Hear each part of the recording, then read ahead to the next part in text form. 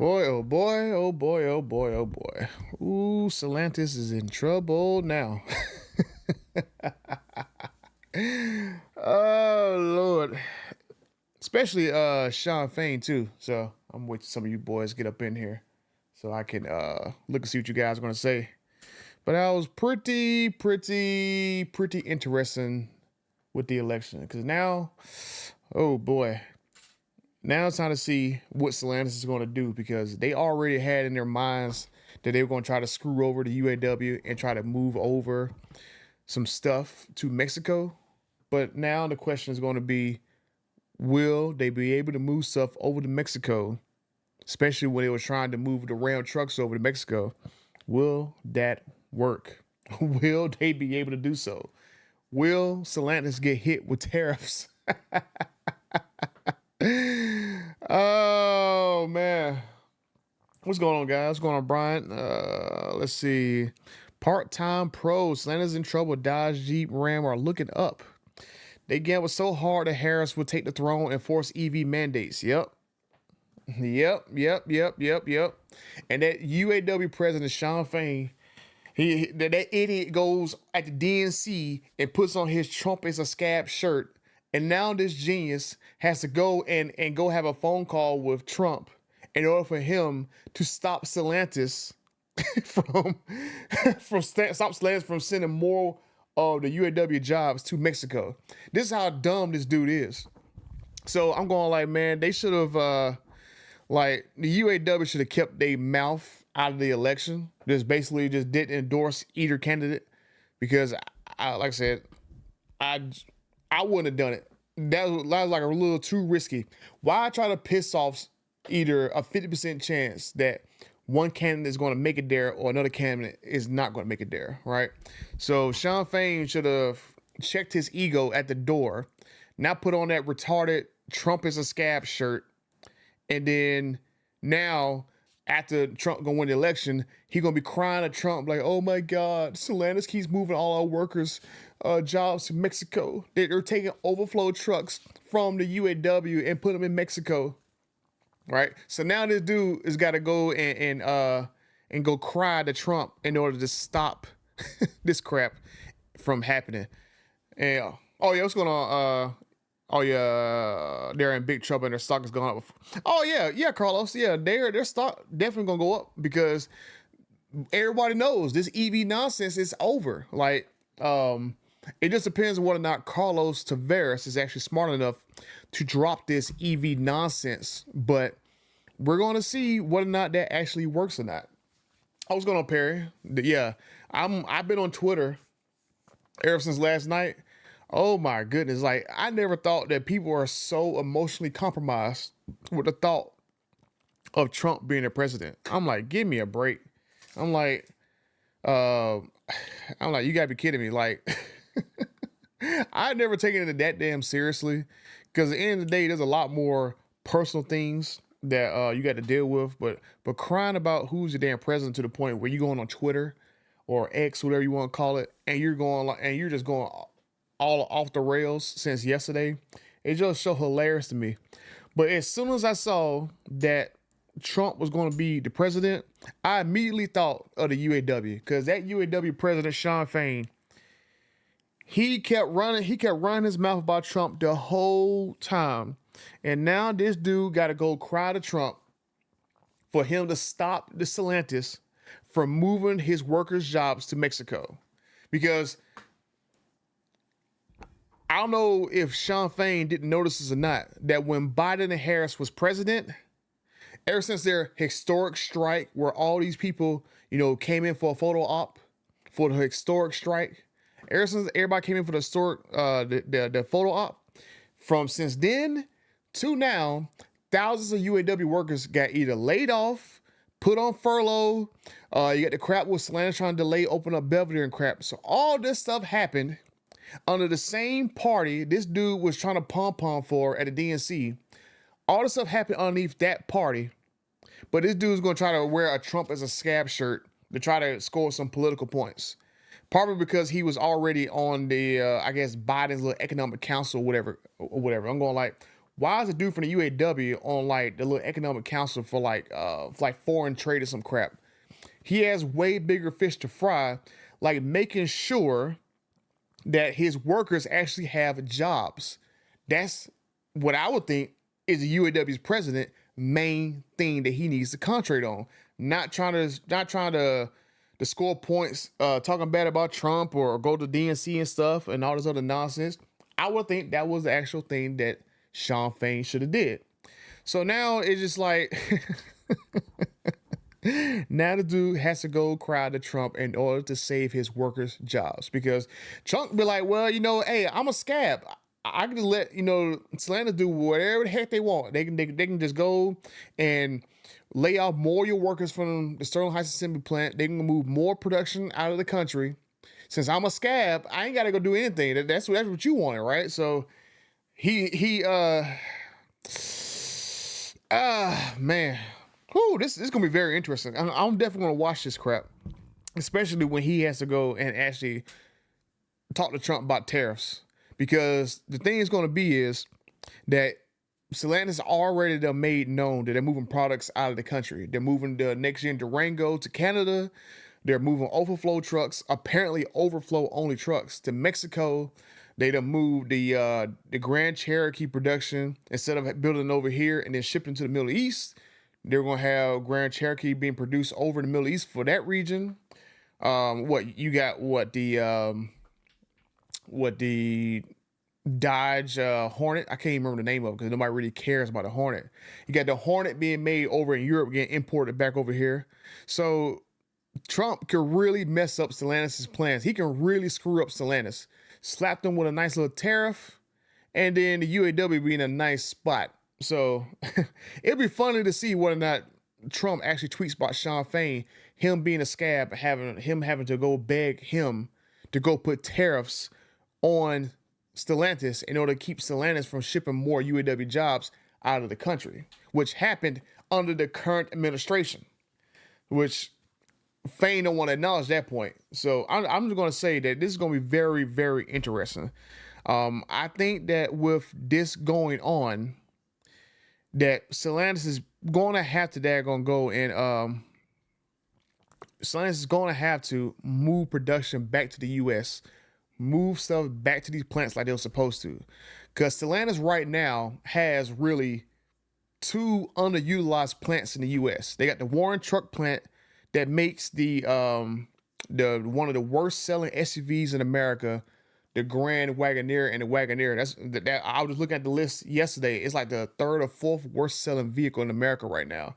And then they have Belvedere, which they haven't tooled for anything yet. From as far as I know, they haven't retooled that plant yet for anything.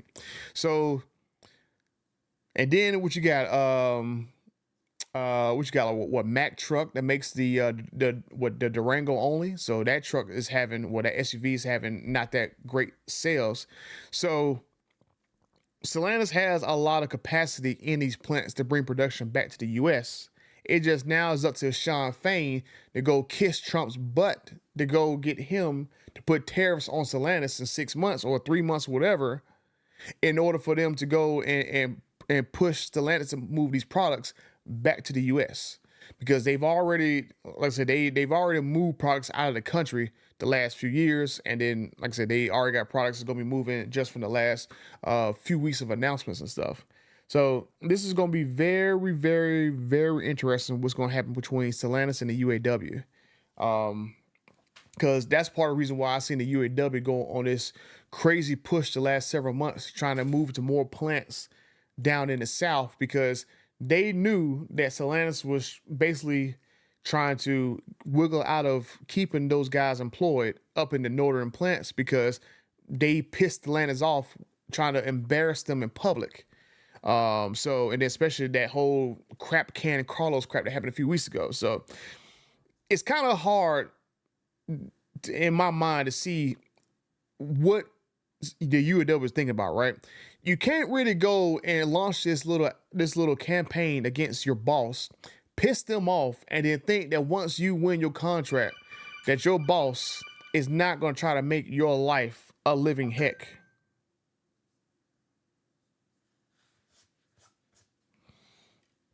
So Stellantis, well, not really Stellantis, but the UAW kind of messed themselves up pretty bad right there with just egging on Stellantis and then egging on their boss. And then ever since then, Stellantis has done everything they can to make sure that they basically reduce the money in the UAW's pockets, laying people off, putting people on furlough, cutting back production, moving production to Mexico and stuff, move production to Canada, moving production to the Middle East. And then, watching some videos that TK has done, them trying to get in like these little crazy little agreements with like BYD and other places like that. So Stellantis is, whew, I can only imagine what's going to happen with them. And that's why I was saying in my other video that they should really go ahead and get rid of Carlos Tavares now rather than letting him retire in 2026. Like once they go ahead and figure out what new CEO is going to replace Carlos Tavares, he should go ahead and jump right in there. And like, honestly, they should have in there that, hey, kind of like, they should kind of have like a press conference like, look, we underestimated the U.S. market and stuff. And with the whole change, the political landscape and the new incumbent president, well, not incumbent president, but the new president-elect, we're going to go back to doing things that we know that Americans want, and we're going to produce the vehicles that we know that Americans want. Because, I mean, there's really was nobody crying that they didn't want a V8 in their cars. Like, no one's really crying about it. The only thing I would say that they should have done was they should have upgraded their V8s for the next generation, because you had Ford doing so, investing billions of dollars to another V8. You had GM doing so, investing billions of dollars to another V8. So you had your top two competitors that you are in third place behind. Stellantis is behind Ford and GM in literally almost every segment. Well, not every segment, but most of the segments that they compete in, Stellantis is behind all of them. And so instead of coming up with like, well, they're investing in V8s, maybe we should go invest in V8s too. They didn't do that crap. So now Stellantis is caught with their pants down, and now they're behind the eight ball. Because by the time they get a brand new version of V8 up and running, it might be 4 years by the time Trump gets out of office, right? So that's why I'm going like, if Trump goes and knock out all this, nonsense with the EPA and all these compliance fines and all that crap, or he rolls back the emission standards, they can literally go back and put back in all these cars, 392s, 5.7s, 6.2s. They can go put all these engines back into their cars, and then we'll be good. Like, if they went and be like, hey, look, you know what? We're going to have a conversation with Trump to see what he's going to do about the EPA. And if he says that he's going to basically roll back some of the EPA standards, then we're going to basically go back and put some models. We're going to basically make some trim levels for these models that had the inline six and put V8s in them. You don't got to replace the entire lineup with nothing but V8s, because you can have both engines in there. You can have an inline six engine for a cheap option and then get them a V8 option as well. I mean, I'm pretty sure that someone will have an RHO. They'll pay, I guess, 10, 15 grand more instead of having an inline six RHO. That they'll have a 6.2 liter supercharged Hemi V8 in the RHO. I'm pretty sure with his new Charger that someone will pay 5, 10 grand extra to have a 392 put in that car rather than an inline six. So that's what I'm thinking that Stellantis needs to do. They need to go and have this conversation with Trump, since they know he's going to win, set up a meeting with him, had this conversation about the EPA, because that's going to be one thing that's going to be beneficial on both sides. If they go and come to an agreement where we're going to move production back to America and we're going to put V8s back in cars, we don't got to put them back into like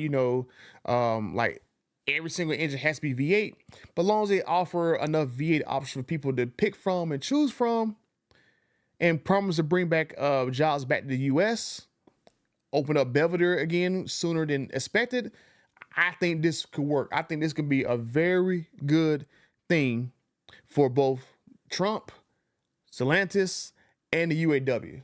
So let's see. I'm gonna read some of your guys' comments because I know I've been talking for a while. I think Chrysler, Dodge, Jeep, Ram should have yanked back to American ownership. Auto manufacturing is a key to a first world economy. Okay. Stellantis is super pump money. Stellantis is smart, pump money into direct connection for crate engines. Yeah, that's very true, Perry. Now, one of the things I thought was going to happen with direct connection was I thought that the power brokers dealers was going to be kind of like a performance division of Dodge, right? So I was hoping it'd be a situation where like you can go to Dodge and you can go get your inline six car. And then once you do that, you can go to a power brokers dealer and they can do a Hemi swap for you there at the dealership.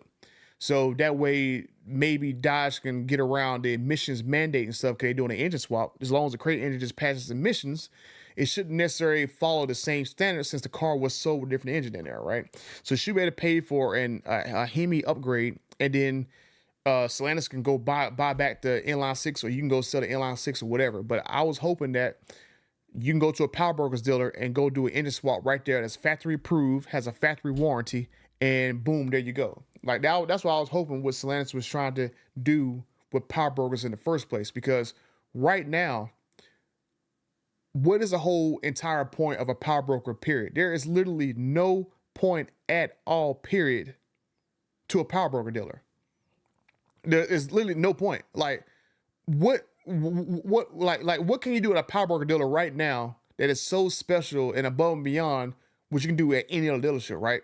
I mean, if you're only going to have really just inline sixes and EVs, what can that power broker dealer do that a regular dealership cannot do? I mean, it's not like that power broker dealer has to go into the EV and put in bigger batteries or put in bigger EV motors to increase the power of your EV. Oh, you know what? That's right. Stellantis made where you got to get this little crystal that has like a little code on it. You put the code in your car, and then it increases the power and the range of your car. So why do you gotta go to a power broker dealer in order to get that little code to upgrade your car, right? And then and then Perry, I see you right there with the stage kits. Why do you even need to have a power broker dealer install stage kits? Like most of the stage kits ain't nothing but something simple. You gotta do a pulley swap, you gotta do an intake swap, a thermostat swap, and plug in a controller to your OBD2 port, right? I mean, people can do that at their home. You can do that in your garage within a couple of hours. So why do you need a power brokers dealer in order to basically get this stuff done in your vehicles? So let's see. Oh, Leo, continued development of a 426. Well, I mean, the thing with the 426 was they was developing that a few years ago until they canceled it because they were supposed to be like I don't know if it's supposed to be. Yeah, they're supposed to put a 426 into the into all the 392 cars. They were going to replace the 392 cars with 426s, but they dropped the development of it because that was one of the rumors back in 2020 that Ram was going to put a 426 into a non-supercharged TRX and call it the TR, and then they're going to have the TRX for the supercharged version of the TRX, right? So that would have been awesome because I remember the article that was on what was that, Muscle Car and Trucks, where they're gonna put a 426 in literally all 392 cars. You're supposed to have a 426 TR. You're supposed to have a 426 like Challenger and Charger, and that would have been an awesome upgrade to the 392. Now you can imagine a 426. Well, hell, it'd be crazy if you put that into like a HD truck, a 426 HD truck. That might have been pretty interesting. But 392 stage kits need to be made. Well, Perry, like that was one thing that they did several years ago. They had stage kits for the 5.7 and stuff several years ago. It was like 10-15 grand, but it didn't really add but I think about 40 or 50 horsepower. So they already made a kit. You can go look on Mopar Insiders and they would tell you about the stage kit that they had like several years ago. So I think Dodge just kind of didn't want to do the stage kits for the non-supercharged vehicles because it would have been a lot of money and it would have been a lot of horsepower added. But to me, honestly, with this news that Trump's going to be in office, they should honestly go ahead and start to get the process done to put V8s back in some of their popular vehicles. Because as far as I know, from what an engineer told me, the only thing stopping them from putting a V8 into a Charger is that the strut towers on the new Dodge Charger, the strut towers are too close to the engine. So when the engine moves and shakes around, it's gonna hit the strut towers. And so he basically told me that all they gotta do is basically do some basic engineering, and then they can get the strut towers moved over or move further down, like whatever. I forgot how he explained it to me, but he's saying basically gonna be like some basic engineering, and they can put a V8 into the car. Cause that's why I did the video a while ago that they can actually put a 392 into a Dodge Charger if they wanted to. And now, if Trump does go through and slash this EPA mandate nonsense, they can go and actually put this stuff into the car and don't have to worry about getting fined. And then, you know, hopefully with that crap, it'll opens the door up for, like, let's say Ford, for example. Ford can go and go make another supercharged Mustang. Now, I already talked to a buddy of mine who was telling me that Ford is definitely coming out with like a 4-door Mustang type car. And if they come out with that car, I think they say it come out next year during like the Mustangs, I think what, 60th anniversary. They come out with that car next year with a V8, a 4-door sedan V8, and then you got the Mustang as a 2-door V8 car. Oh, Dodge done. Especially don't put especially don't put like no V8 into the Charger, or even announce that they're gonna, or not even announce, but just tease that they're gonna put a V8 into a Charger. Because honestly, all the money they spent to upgrade the 6.2 liter engine that's in the Demon 170 with all the E85 tech, I mean, honestly, they can offer a top trim and then offer E85 on the car to basically kind of skirt around the emission standards, right? Because that's how they did with the Demon 170. The Demon 170 is able to get 1,000 horsepower and them not getting fined so bad because the car runs on E85. So what's to say that they take the Dodge Charger, they take like a version of the Demon 170's engine, right? They don't have to necessarily put all the components in there, and let's just say they basically tune the car for 800 horsepower, right? With just regular, let's say Redeye internals, 900 horsepower on E85. You run regular gasoline, you might get what 797. Then you run E85, you get 850, 900, and you'll have that crap on the rail the same way it was on Demon 170. I mean, that would work. That would work. An 800 horsepower Dodge Charger, the new version, change that ugly front end, I think they would have something there. Guarantee a 4-door Mustang will be bought by all law enforcement. Oh yeah, definitely. Because fragging you, I'll tell you this, like, you remember all those videos that me and TK was making about all the law enforcement agencies? They're basically done with Stellantis. Like, they still have vehicles from Stellantis that's like still not fixed. They got all these Chargers that's what is the Charger? No, it was the Durangos. They got all those Durangos having these engine oil cooler issues for like several months, and they still don't have the daggone thing working. So there's a lot of problems that Stellantis put themselves in, and the only way to get themselves out is they go back and clear the management house. Because it's really the problem of them trying to basically use as cheap a component as possible to put in these cars. And then next thing you know, all these issues start popping up. Because I was amazed at one thing, right? I was looking, let me go right here. I'll show you guys my screen in a second. But let me show you guys my screen. I gotta go over here. Okay. But yeah, I was actually going to live stream yesterday too, but like this is like one thing I wanted everybody to kind of remember. Like, everybody going like, oh well, you know, all these Demon 170s are hoaxes. These engine issues with the Demon 170 is a hoax, right? But then everybody seemed to forget this article right here.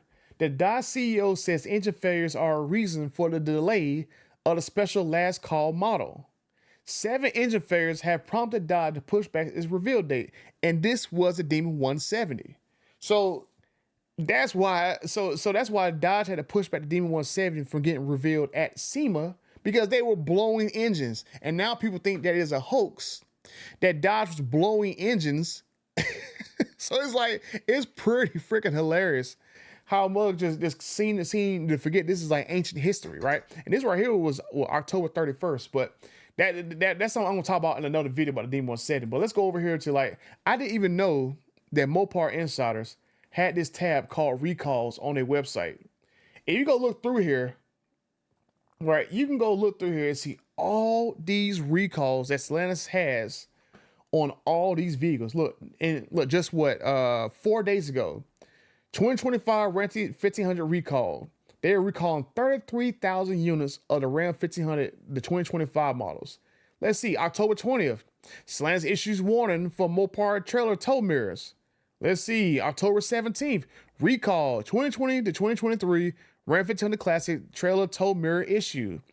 Let's see, October 16th, Dodge Hornet Alfa Romeo Tonale plug-in hybrids having brake issues, which was something that me and TK talked about, months ago.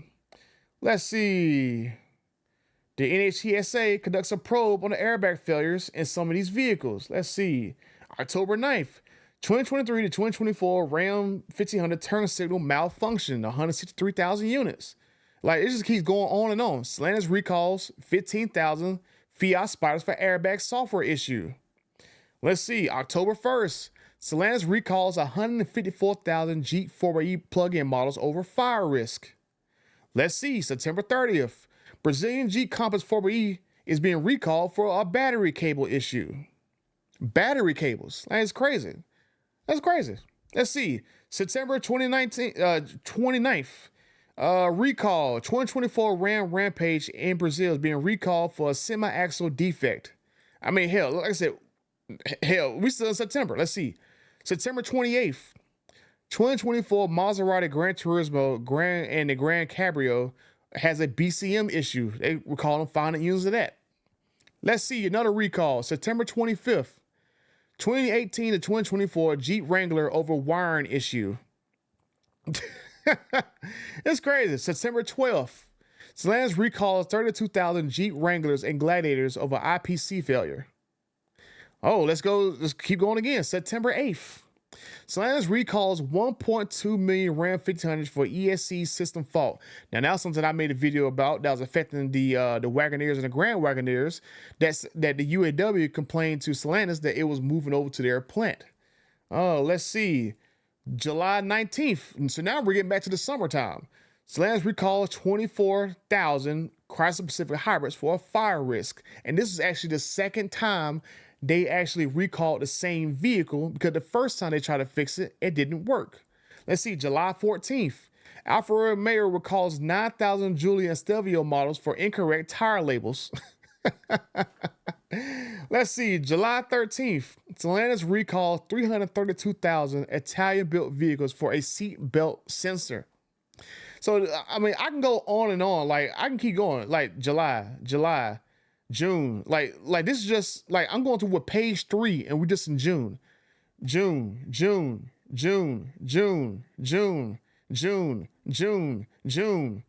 now we're in May. So I mean, you can see all the nonsense that Stellantis is going through, and this is all because they use cheap components in their vehicles. These are the exact same workers who's made these vehicles for a decade. And now all of a sudden, these people cannot make cars. So that's why I'm saying, to me, Stellantis should go ahead and drop Carlos Tavares immediately. Drop him immediately. They should have made Tim Knisis the CEO, especially now, knowing that Trump is going to be the actual president of the United States for the next 4 years. They should definitely have they should definitely have Knisis being the CEO and basically allow him to come back and bring enthusiasm back to the brand. Because I put a poll out there. Let me look at my poll.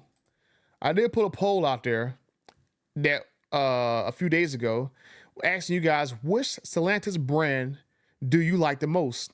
And out of all the votes I got, 60% of everybody said that Dodge was their most favorite brand from Stellantis.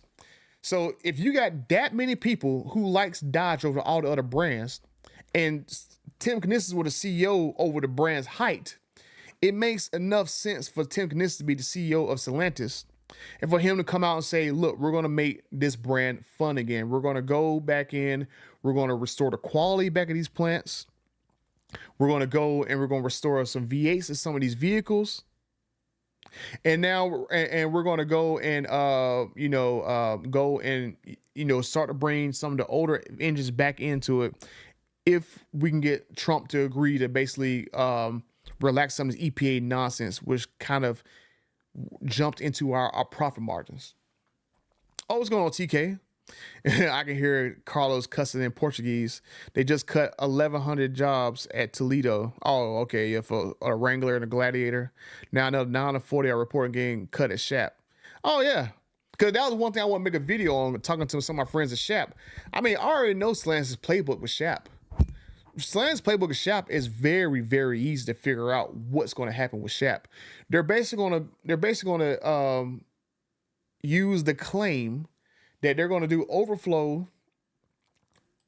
They're basically going to do the claim that they're going to have overflow in Mexico, because what they're going to do is they already got Shaft set up to run the Ram Rev, and they're going to make the Ram Charter later on this year, or maybe next year if it gets pushed back. And so since the Ram Rev, from what the UAW people in the plant were telling me, it takes so long to build, it's going to slow the line down. And so Stellantis is going to use that as an excuse to make overflow in Mexico in order for them to cut their labor costs. So the problem going to be now is the UAW president, Sean Fain, is going to have to go kiss Trump's butt cheeks in order for him to go and put a tariff on Stellantis from moving Ram trucks down to Mexico and importing them back to the U.S. So that's already what's going to be the game plan is going to happen. Like, it doesn't take a rocket science to see that Sean Fain is going to have to cry to Trump in order for him to put tariffs on Stellantis, because they moving production out of the United States. They're gonna move the Durango to Canada. They're gonna move overflow Ram trucks to Mexico. And if this wasn't the case, that Stellantis were trying to screw the UAW, they would have basically just retooled Warren Truck plant, right? Because Warren Truck just lost the Ram Classic, which basically almost the exact same frame that was underneath the Ram 1500 5th gen. So there wasn't really have taken really that much tooling to basically set that plant up to make 6th gen Rams. It wouldn't have took that much. The plant is already running one of the worst selling SUVs in the country. So why not retool Warren Truck? It's like literally like 15, 20 minutes down the road. You don't really even have to set up new stamping operations. You can still stamp the same panels at Shap and bring the stamping down the street on a truck for the Warren Truck Assembly Plant to put those vehicles together. And so they don't want to do that crap because they are pissed off at the UAW, and they're trying to screw the UAW workers because of the whole nonsense with the whole stand-up strike crap. So that is Stellantis' plan of them trying to screw the UAW out of getting numbers out by having them concentrate all their crap on Shap on trying to make these Ram Revs and Ram Chargers. But that's going to be a very hard thing to do now that Trump's going to be in office, and he's going to be able to put a tariff on Stellantis to get them to cut that nonsense out. So Stellantis had plenty of opportunity to go and retool Warren Truck. They had opportunity to go retool Belvedere, but they chose not to do so. That way they can screw the UAW because they embarrassed them with the whole stand-up strike nonsense. So Carlos Tavares, once he woke up this morning and he saw Trump's president, oh, he's SOL. He is SOL.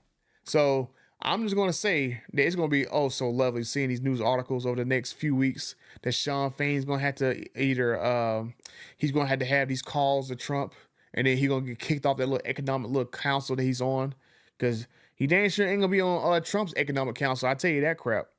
And then you're going to have the situation where, oh man, I just want to see Trump freaking tweet about Sean Fain and just mess with him, because at the end of the day, Trump does not have to go get reelected, so he can go do whatever the heck he wants, and it's gonna be so lovely to see that nonsense.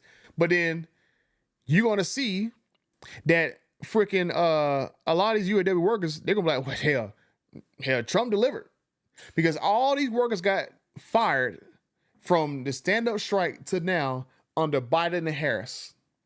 And then once Trump said literally at a rally that he was going to basically slap tariffs on any company that ships jobs overseas to ship products back into the country, a lot of these places stopped building plants overseas or in Mexico because they had a real big fear that Trump's going to slap them with tariffs. Like I think it was a news article a few weeks ago that that John Deere said that they were going to basically that John Deere said that they were going to basically go and break off some of the production to Mexico. And John Deere and Trump said, "Hey, John Deere, you build these tractors down there in Mexico and bring it back up here. I'm gonna slap you like 100 or I can't remember. He said 100 or 200% tariff on that product." And so John Deere reversed that decision instead of laying off thousands of workers.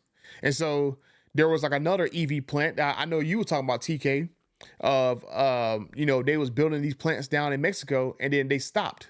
And so it might happen where Trump might make a call to Stellantis, but hey, look, you finished that daggone plant in Mexico that's supposed to be taking over these Ram 1500 overflows. You finish that plant.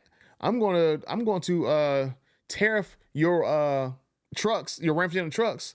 Hell, it'd be a crazy thing is if Trump goes and tariffs Stellantis and he tariffs them the HD truck, the ProMaster, the Jeep Cherokee, and he goes and tariffs the Ram 1500 because all four of those vehicles are really made down there in Mexico and imported back to the U.S. So what if Trump goes and gives a nice little tariff to Stellantis, make those vehicles way more expensive than they already are, and people just stop buying it? Because it's not like, I know people going like, oh, well, tariffs is going to make everything more expensive, but that's why there's competition in the marketplace. Because right now, if you don't like the fact that he going to tariff Stellantis Mexican operations, you still got trucks to get from Ford and you still got trucks to get from GM. And last time I checked, Ford HD trucks are built in United States. GM HD trucks are built in the United States. So I'm just saying, this is going to be a very, very, very good wake-up call. Let's see. Carlos is out by January. Oh, yeah. He definitely got to be out by January. Let's see. Executive source says they may break off Chrysler Dodge Ram as its own company.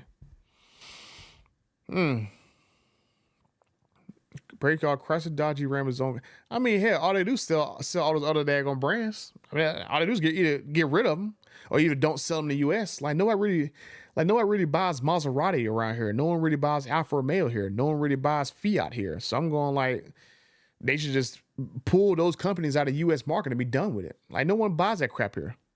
Just have Chrysler, Dodge, Jeep, Ram as your only U.S. brands. You literally have Ram and Jeep that carries the entire North American market. And that's it. That's all you need.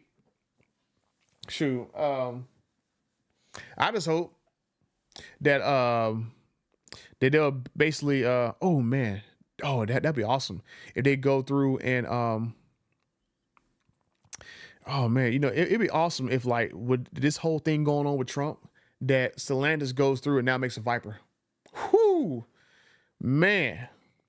Could you imagine if Dodge went and brought back a Viper back, like that MC20, go and stuff in there a freaking a Demon 170 engine inside of MC20 and call it a Viper, 1,000 horsepower mid-engine Viper. Boy, oh boy, oh boy, oh boy. Like take the MC20, put a Demon 170 engine in there. That way you have E85 in there and make that car less than the cost of the the 01. Make it a little bit less than $200,000. Oh man. Boy, that would be beautiful. You would have a carbon fiber tub Viper with a mid-engine Demon 170 engine that will hopefully have bearings in it, Chris. Hopefully it has bearings inside the engine, right? And then I see you right there. And then let's see, carbon fiber tub. Then you're gonna have the doors to go up. Under 200 grand, carbon fiber tub, Demon 170 engine. Man, that would be sexy. Mid-engine too. That would be awesome. Like I wish I knew like Raph Giles. I can go call Raph Giles. Like, dude, why don't you go push for Stellantis to do that crap, right? I might make a video on that. That'd be like, I think people will get over a Viper not having a V10 in it if it had a Demon 170 engine in it that hopefully has bearings in the engine. Because I issued that challenge like over a month ago, and not one single YouTuber has got a single statement from Dodge or journalists or automotive website. Not a single person has got a statement from Dodge saying that I was lying about that bearing missing. Not a single person got Dodge to say that paperwork that dealership submitted to them was fake, was fraudulent, was a hoax, was disinformation, was misinformation. Not a single person. So I'm going like, hey, just saying, bro. So I guess TK, we know what we talking about, dude. We know exactly what we talking about. Dodge Stellantis twin turbo Hurricane 6-cylinder engines keep blowing up and more engine problems. Well, I mean, that's what happens when you got a cheap engine with cheap components getting put together, and people just don't want to believe that this company is having problems. It's like the whole thing with its election. People keep having this assumption that there's no problems underneath the surface, and then keep just thinking what they believe and not actually doing the research. And that's why so many people got caught off guard that freaking Trump got elected. You got caught off guard because, I mean, hell, it was kind of like easy to see the writing on the wall. Like all this damn nonsense. So I'm not even get into that nonsense because it's like it is freaking crazy. But anyway, I just didn't go think that Stellantis is going to be in a very bad position because they are going to have to do some very big soul searching, and we know they're going to have a new CEO, and I'm thinking this dude has to be gone before the crap really hits the fan. Like hopefully, like TK said, he's gone before Sean Fain, well, not Sean Fain, before Trump gets in office, and they can go ahead and start reversing course because they had the engines, they had the VA engines already. All they gotta do is reuse them. All they gotta do is put a nice little call in to Trump, or Trump put a call in to Stellantis, like, look, you move these trucks out of the country, you move more production out of the country, we are going to tariff the crap out of you, and then you move jobs back to the U.S. Win-win for everybody. And I'm gonna get the EPA off your back. Like I hope he just abolishes the EPA because I would definitely liken it with your boy, what was your boy name? Elon Musk was saying that he gonna be they're gonna start like that Department of Government Efficiency, and they go cut out 40, 50, 60, 70% of their government, and you ain't gotta worry about the EPA ever again. We ain't gotta go to this whole the whole 70s oil crisis nonsense that the government did to kind of screw the muscle car era and made it like fizzle out where we had like decades of crap cars. So I'm hoping that this happens, that they can get rid of the EPA. They can go and put vehicles back in cars that everybody wants. I know Elon Musk definitely wants that crap because if he can get all these other companies to stop making EVs and he be the main person that makes EVs, I'm pretty sure Elon Musk would be definitely happy with that crap. And like even with that, Elon Musk would be happy that he will be mostly making EVs and stuff. Then you're gonna have us being happy because now all the brands that we like are gonna make V8s back in cars. Because it's like ever since these last few years since Biden been in office, it's like all these OEMs have been going through so much crap. Because I know for a fact that the Biden White House was calling Stellantis in order to get them to push EVs out at a faster rate. I know for a fact because I talked to an executive who told me that crap. And so now that crap is over with, and they ain't gotta be pressured by the White House to produce EVs at a glaring rate, which I think that's probably one of the reasons why they're having problems now. They should be able to go and put their older engines back into these cars until they go and get the development done for a new update to the engines.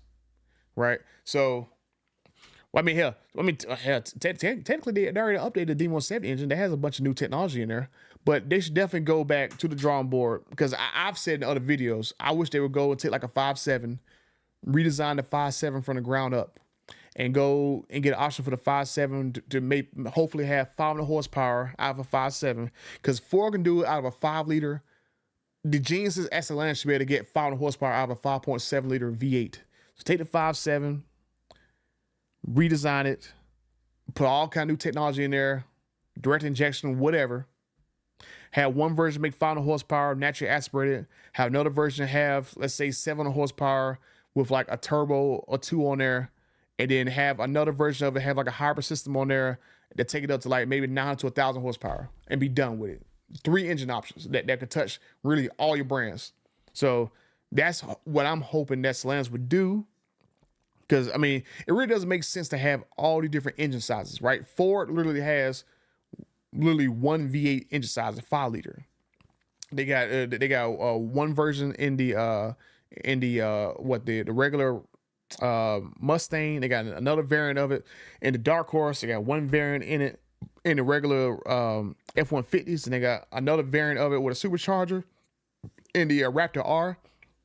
So, but it's literally the same engine with just different upgrades to it, right? So Stellantis doesn't really make, well, not really Stellantis' fault, but I'm just saying FCA didn't make sense having a 5.7, a 392, a 6.2, and then a 426. Like, they got all the different engine sizes rather than just sticking to maybe 1 or 2 different engine sizes, 1 or 2 different ways to either have naturally aspirated or a power adder added to it, and just simplifying the line. They just made things way too complicated. And it just, I won't say it just probably just made stuff just being like way too complicated. It shouldn't be that many different V8 engine options, right? There's not that many other engine options, right? I mean, there's only one Pentastar, right? There's only really one inline 4 that they had.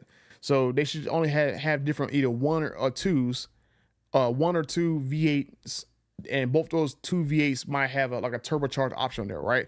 You can basically have like I mean, hell, you don't even really need a 500 horsepower freaking V8 now anyway. All you really need is use the inline 6 for the 500 horsepower, and then you can get a 5.7, put a turbocharger on there, take it to 700 horsepower, and then put another version of it out where it has a hybrid system attached to it and have 1,000 horsepower. So you can have it to where like, because that was one of the things I was told that was Dodge's plan in the first place. They're gonna use the inline 6s for like the scat packs, and then if you wanted to go up to more power and get a V8, you had to go up to the Hellcat and above level, which it makes a lot of sense for me that would work, because the inline 6s are more efficient and won't get you taxed with the emissions credits, whatever. Give all these scat pack dudes inline 6s. Give all the scat packs inline 6s, and then everybody who's Hellcat and above, all of us who pays to play, we get V8s. That makes a lot of sense to me. I think that would be an awesome way to do it. But from what I understand is once they did the merger with Stellantis basically axed that program where they were going to put V8s in the Hellcats and aboves. So that's where Stellantis kind of went in and messed everything up. And that's why, like, right now, there really isn't really any high horsepower vehicles out right now other than just the Durango Hellcat, really, and that's about it. But Stellantis should have basically kept that same plan in there, but it seemed like Stellantis came in, they changed the whole script up. We're like, well, you know what, the inline 6 for the 500 horsepower and below cars, we're gonna keep that, but everything 500 horsepower and above, we're gonna make them EVs. We're gonna push people into EVs if they want the Hellcat and above trims, which people don't want. Like, why would people want to go EV only for all your performance cars when you got your other competitors that's still putting V8s in high horsepower vehicles, right? You still got a high horsepower Raptor R. You still got a high horsepower Escalade V. You still got a high horsepower what you got, I mean, hell, the Z06, that's what, 670 horsepower. Then you better have a turbocharged 01. So let's see. So that to me, just Stellantis, they just basically came in and just mismanaged the market, and they just I guess they overestimated how much people didn't really want to go through this inline 6 nonsense. Let's see. NG05, $5. Appreciate it, bro. The reason Stellantis won't sell the American brands is because they use them to rebadge the European garbage and pass them off as American brands. Well, yeah, I mean, shoot. Well, I mean, a lot of the cars they have are basically European cars they bring over here now, right? So, I mean, what the Hornet is basically a Tonale rebadged from Alfa Romeo to Dodge. But I mean, other than that, they instead of like having like for Jeep, for example, instead of them building the Jeeps over here and export them to Europe, they build some of their little smaller Jeep models over there in Europe. Now they go and build the Compass and the Renegade over in Europe rather than building them here in America and shipping them over there to Europe. They that new Jeep Avenger, that little small little Jeep SUV that's EV only, they only really make it over there in the European market. So um that's basically what they've been doing. And then, basically with me, from my understanding, is the Charter Daytona is basically kind of like a rebadged Alfa Romeo EV that they basically, made it look like a daggone Dodge, and they're going to build it over here in Canada. So yeah, I mean, I understand globalization to a point, but it's like they just misread the market.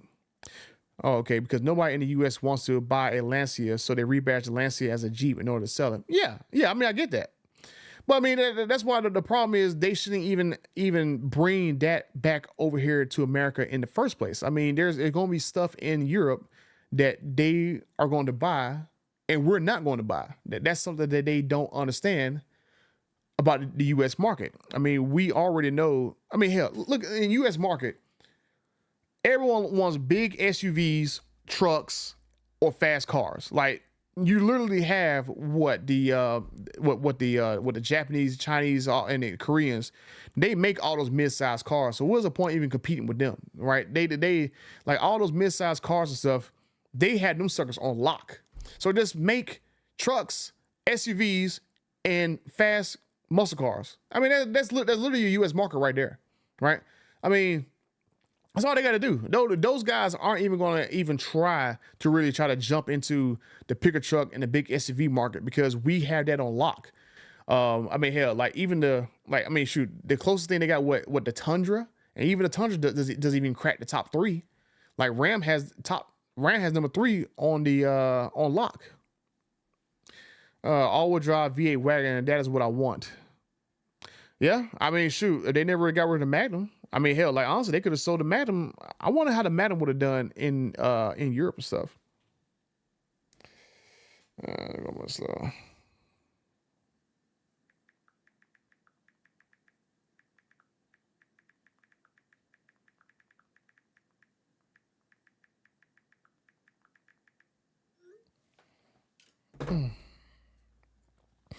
I have a Ram with the Hurricane. I leased it, and I'm pretty impressed. I have a few Hemis as well. I think it would be smart to offer both engine options.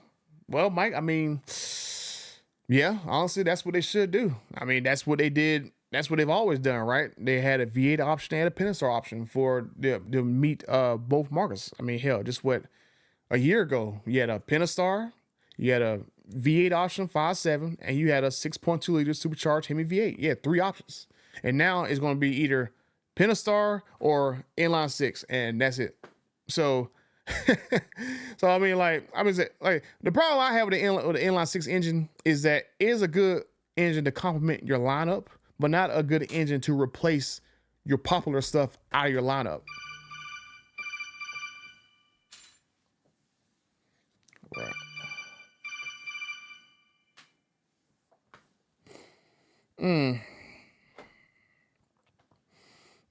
The man, okay, in Europe, the Magnum body with a 300 face. Oh. Oh, golly. Oh. Yeah.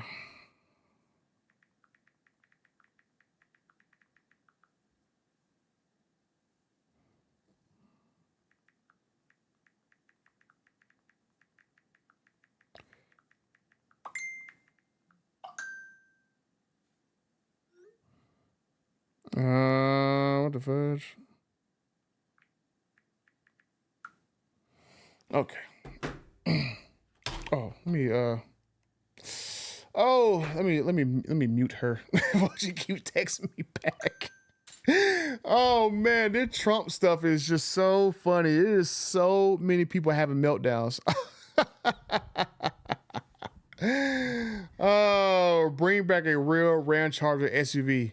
Now, Gary, now that was one thing I wish that Stellantis would have done was I wish they would have instead of having the Wagoneer and the Grand Wagoneer, I wish they would have just made a Grand Wagoneer and then made a Ram Charger off the same body. Just sell one version for Ram and sell one version for Jeep. You can have the Ram to be basically the regular Wagoneer, more economical, more budget friendly, with Ram badging on it and a Ram front end. And then Jeep can have the expensive Grand Wagoneer version. It's a little bit more expensive, a lot more luxury and stuff. And in that way, they could put an SUV back into Ram, because I just don't understand why having two different models of the same vehicle in the same brand. What's the point of having a Wagoneer and a Grand Wagoneer? It's like it's not like there's a such thing as having, oh, we got a Challenger Scat Pack and then the Challenger Hellcat is a total different model, whatever, right? I'm going like, what sense does that make? I'm like who made this decision? So to me, honestly, the regular Wagoneer should have either been a Ram Charger or it should have been a Chrysler vehicle, right? It should have made it a Chrysler Aspen or some crap like that, right? That way they have another SUV in another brand, because Jeep is like bloated. I mean, how many Jeep models do you have? A Renegade, a Compass, a Cherokee, a Grand Cherokee, a Wrangler, a Gladiator. And you got a Wagoneer and a Grand Wagoneer. So you got like 8 models within Jeep. And in Ram, all you got is Ram 1500, HD trucks, and ProMaster. That's it.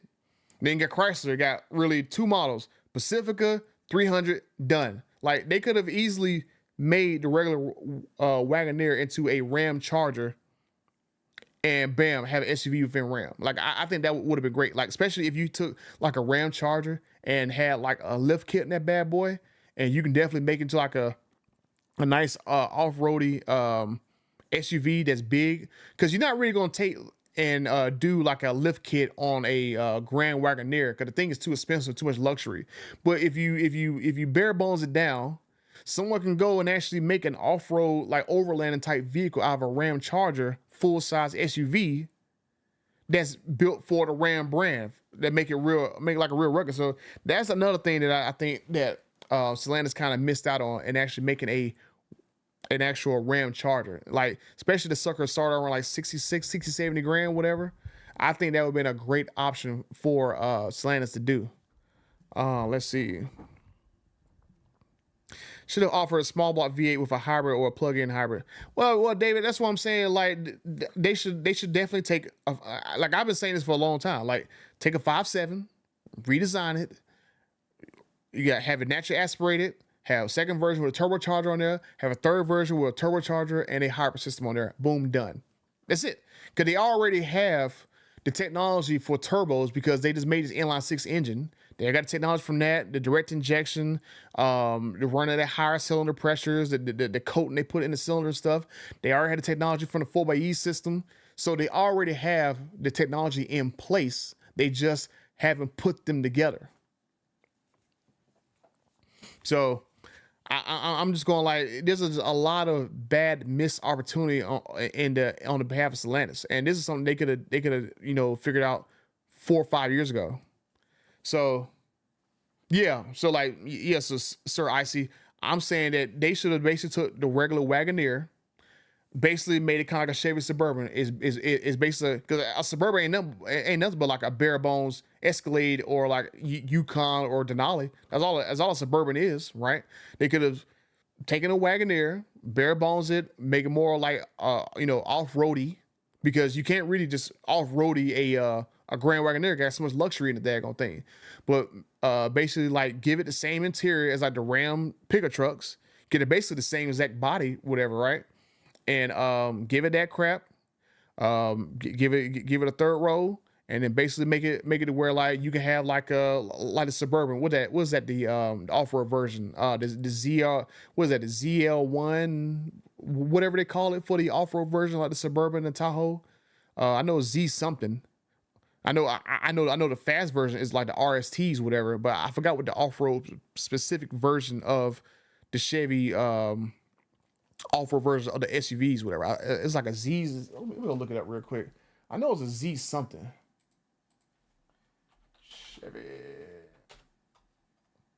Maybe somebody would tell me before I Google it. Oh, Z. Okay, yeah, Z71. Okay, I knew it was something. I knew it was Z something. I couldn't remember where. Not. I like. It ain't no ZR1. I'm like, it ain't no Z28. I knew it was something Z71. I should have known that crap because my first Avalanche that I had was a Z71 Avalanche, and the one I got now that I daily drive because I got an '04 Avalanche. That's a Z28, which was the on-road version of the Avalanche. Well, I mean, yeah, the High Country, Kenny, that's basically like the highest trim version, from my understanding, of like the full size SUVs from Chevy. But the Z71 that I gotta talk about, that's like the off-road version, right? So that's what I'm saying. Stellantis should have basically took the Wagoneer and basically bodied it for Ram, and then Ram could have made like a Z71 version of the Wagoneer for Ram brand and make that basically have like a regular version, and then one of the trims could have been a Z71 trim for off-road and stuff. So that's what I would personally think that Stellantis should have done with the other Wagoneer. Had one Wagoneer for a Jeep that had the little luxury on the crap in there, and then had one off-road version for a Ram and had that sucker boom right there for that brand. Because I think that would have been a great option, a 5.7, and then like imagine they had like a Ram truck like that, right? You have an off-road Ram TRX with a 6.2 liter supercharged Hemi V8, and then you got a Ram Charger that's basically the same body as like the Wagoneer, the Grand Wagoneer, and have a 6.2 liter supercharged Hemi V8 in there. So you have like off-road pickup truck and an off-road SUV.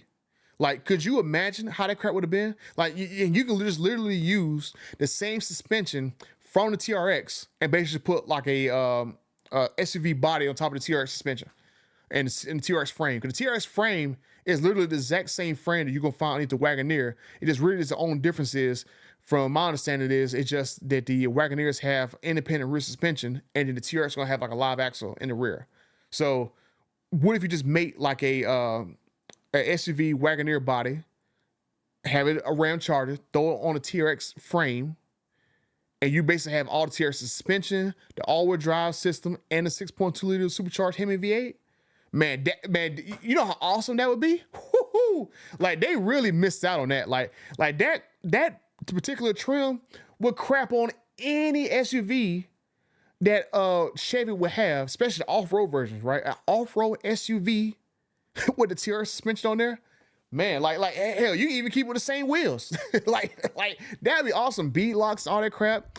Live axle, 6.2 liter, supercharged Hemi V8. The that new what you call the suspension on the TRX again? The Bilstein suspension with the long wheel travel. Woo-hoo! Man, and then like since it's gonna be a wide body too, you had like the wide body lights and like the front grille for that sucker, and the other wide body lights on the fenders and stuff, and the rear. Whoo, boy, like that would be like, I would definitely buy that right there. Like, imagine you better have that vehicle, off-road suspension, lifted, 702 horsepower. I'm like, man, that would be money. That would be money. Like, I would have bought that over a TRX. Cause at least in that right there, I can carry what, 7-8 people with me. Dude, that would have been like, Stellantis messed up right there. Like, they lucky that I don't work for them, because I would have pitched them that idea, because you just seen how many people bought the TRX just because it was an off-road truck with that huge engine in there. Imagine you can buy an off-road SUV that basically has the same amount of power as a TRX or a Raptor R, but it's an SUV. So you can go carry your family around off-road and go do some crazy stuff with them. And let's just say that version of the truck is like 80, 90 grand. People will buy that crap because like, especially if they sold that sucker at the same time as an Escalade V. Escalade V is like 160. Imagine you can get an Escalade V for like 90 grand and does off-road stuff. Like, that would be insane. That would be insane. And all they had to do was design an SUV body for it. That's it. That's it. Like, hell, like, there's nothing stopping Jeep right now from putting that engine inside of a Grand Wagoneer and making an Escalade V competitor right now. There's nothing stopping Jeep. All they got to do is just do it.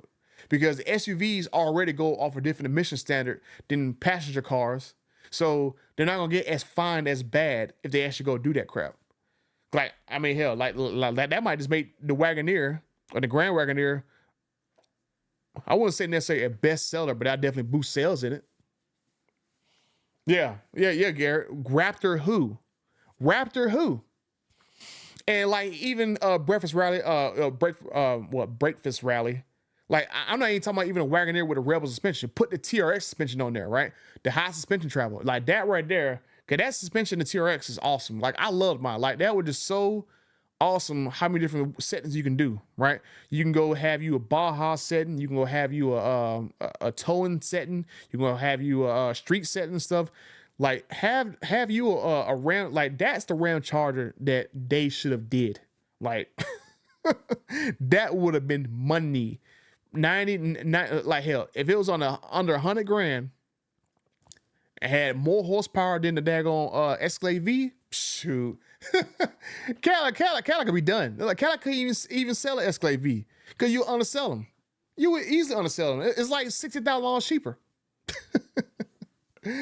Oh man, let's see. Realistically speaking, a wide body Hornet with no Hurricane for budget performance car, and next couple of years redesign a Hemi. Well, I mean the Hornet, honestly, they should have. I mean, honestly, with the Hornet, like for some reason, from what they were telling me, what the Dodge CEO told me that they can't get the GLH out, which was supposed to be like their high horsepower, like direct connection style Hornet. They can't get it out because they got to get some kind of like classification done. Because apparently, from what Dodge told me, was that the Hornet is classified as a pickup truck and not an SUV. Something crazy like that. The Hornet is not classified as a correct vehicle, so they cannot offer the lowering kit on the car from the factory because of some crazy classification. And that's the reason why they have not made a GLH out. I want to say, I think Tim Knissis told me that a few months ago. That's why they haven't made anything with a GLH. They showed it, but they can't legally come out with it. So, I mean, heck, like, honestly, if the Hornet had horsepower, if the Hornet had more power to it and it was fast, it would sell. But it doesn't have horsepower to it. I'm like, to me, honestly, when I test drove mine for like a month, it was a decent fast car. It wasn't like it was like it was like, you know, it was like Hellcat fast, but I mean it was like decent enough for what it was. It is, the thing is that it's just like it's not attractive. So I mean, honestly, if they would have basically made it look better looking, like I think honestly, if that vehicle was not based off of the Tonale, because Tonale already had its own styling.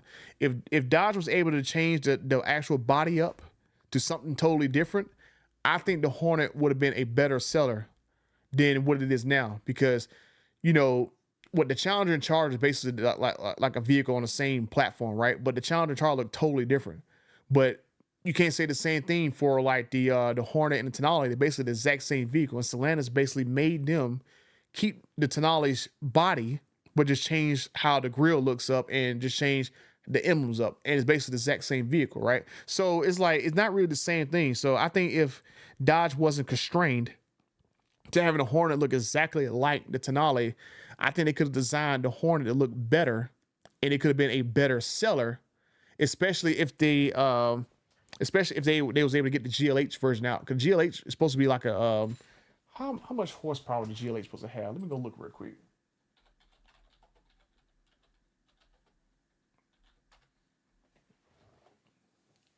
I don't remember. I don't remember exactly.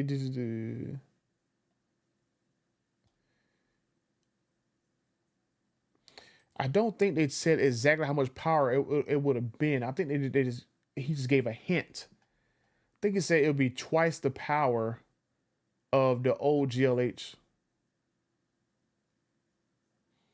Oh, okay. Okay. So the plug-in hybrid version of the GLH has an impressive output of 288 horsepower and 383 foot-pounds of torque.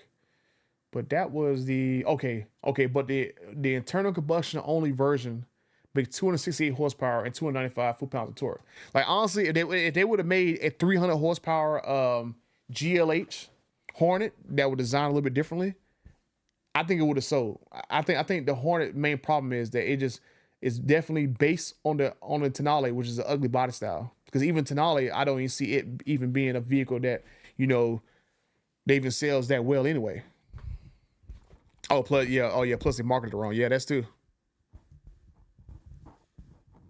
What them set of power if Dodge sold them cheap like the Journey and the Grand Caravan? Do you think they'll sell?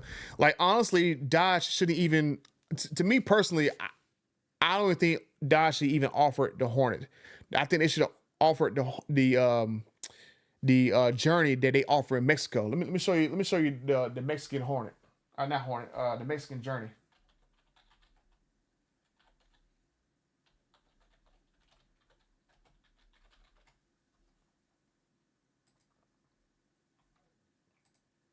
Like this Mexico Journey image. Let me go and actually boom. Okay, so here goes the Mexico Journey, right? So the Mexico Journey. Let's see if I can go bigger. Let's see. There's a better picture of it. The Mexico Journey is like basically like a regular. Let's see if I can go and make this bigger.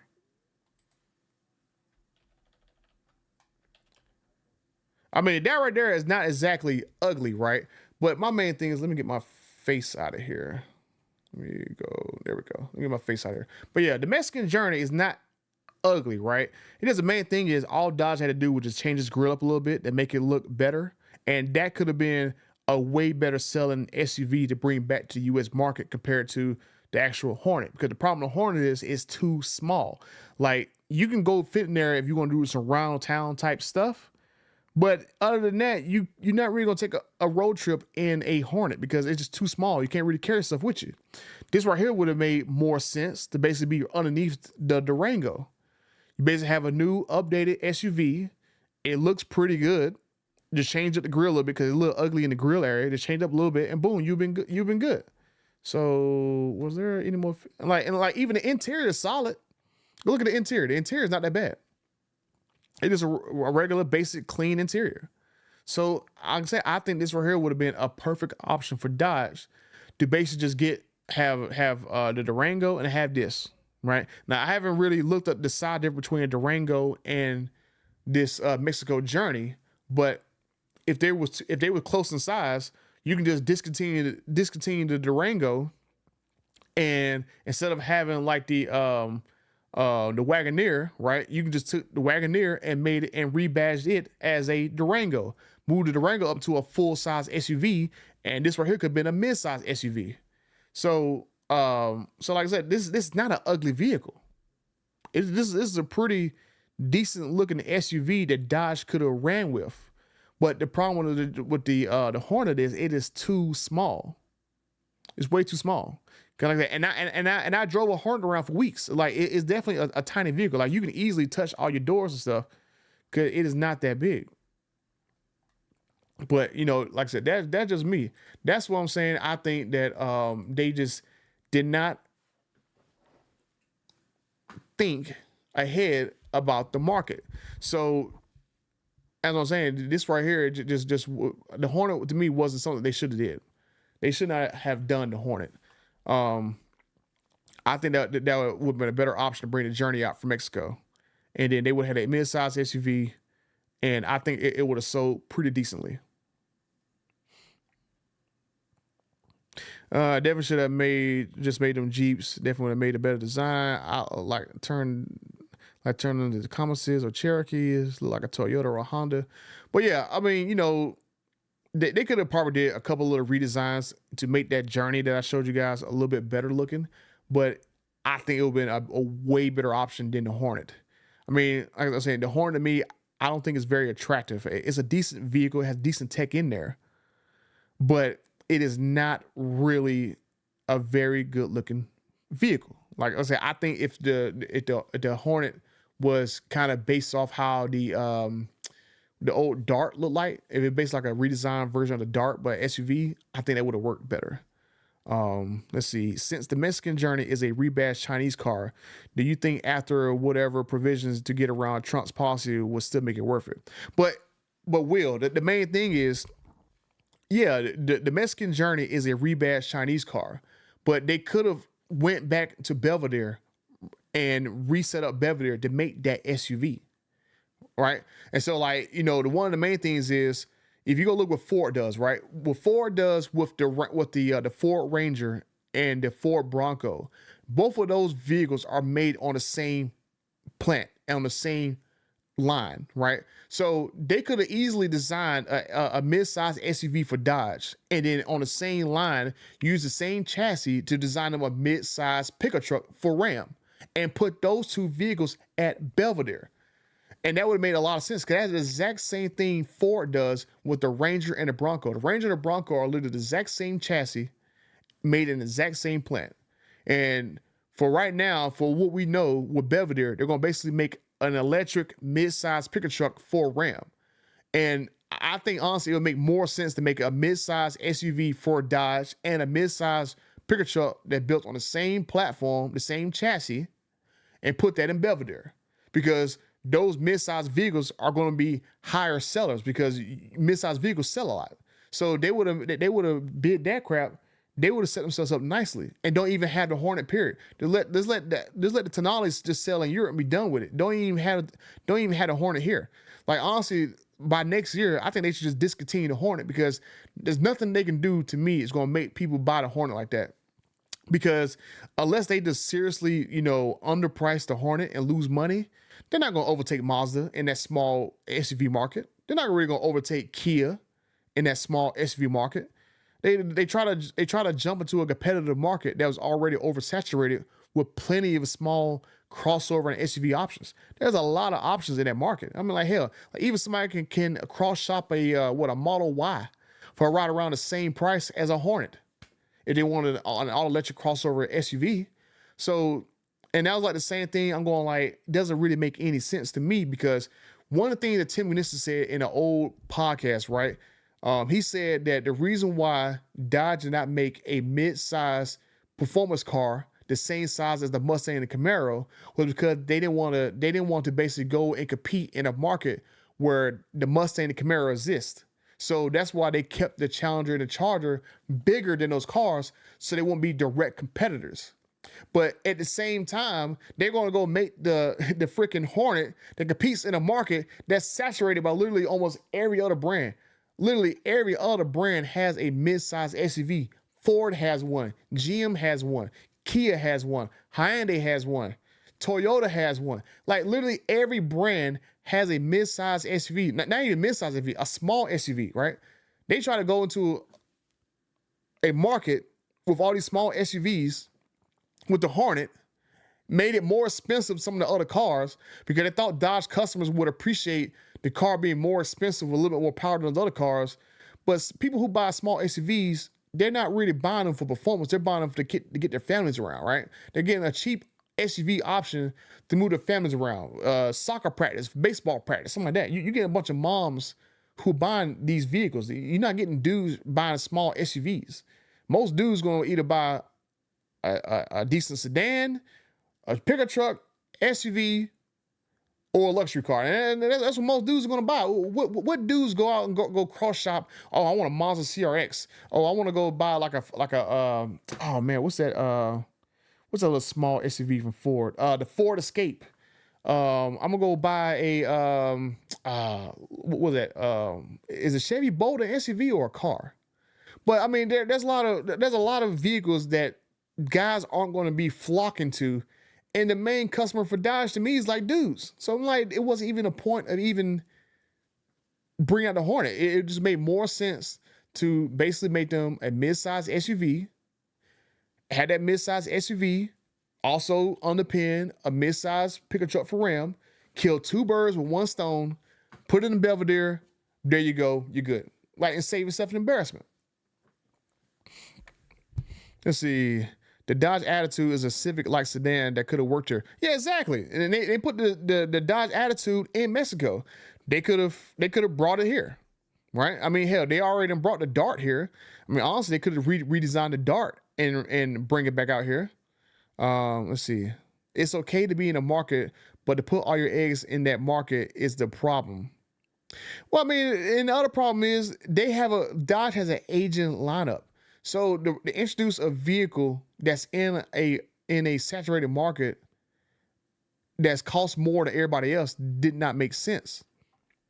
I mean, their main demographic is not the person that will go cross shop to Dodge a small SUV.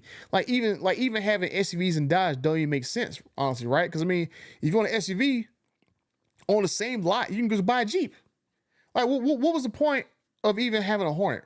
Because one thing I did in one of my videos was, if you look at the Hornet and you look at the Jeep, which Jeep is that? The Jeep Compass. The Dodge Hornet and the Jeep Compass is literally the exact same vehicle. They literally have almost the exact same version of the same engine. They got the same fuel tank size. They got the same wheelbase. They got the same length. They got the same interior space. So a Dodge Hornet and a Jeep Compass, Jeep Compass. Both of them are literally the exact same vehicles. The only difference is that the Hornet has a little bit more horsepower, and the Jeep Compass has more range and more fuel economy because it has a detuned version of the same engine in the Hornet. So you literally got a Hornet that costs more and has a little bit more horsepower, and then you got a Compass that costs less, has better fuel economy, has all the same things in it that the Hornet does. So if it's on the same lot, which one is someone going to buy? I'm like, it just doesn't make sense. And even the Compass looks pretty good. Let me go look at the Compass real quick. I think the Compass looks better than a Hornet.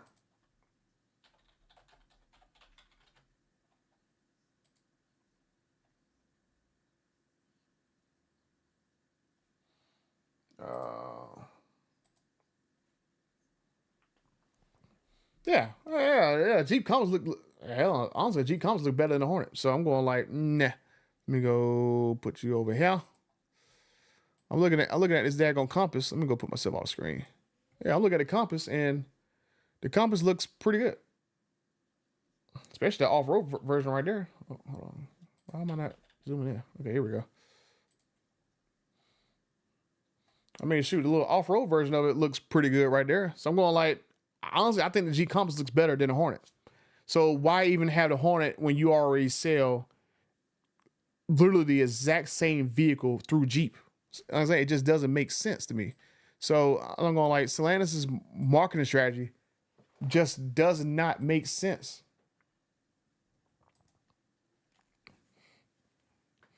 Yeah, Shakar. Like, the Mexican Journey is a rebadged Chinese car, but that doesn't mean they couldn't take that vehicle and redesign it and make a version of it in Belvedere and make a mid-size truck off the same chassis and put both of those in Belvedere.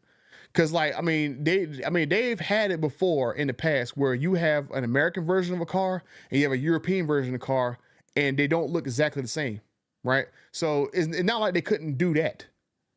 There's plenty of examples that I remember in the past where they had like one version look one way, then a European or a Japanese version of that same car that looks totally different, but they share the exact same name.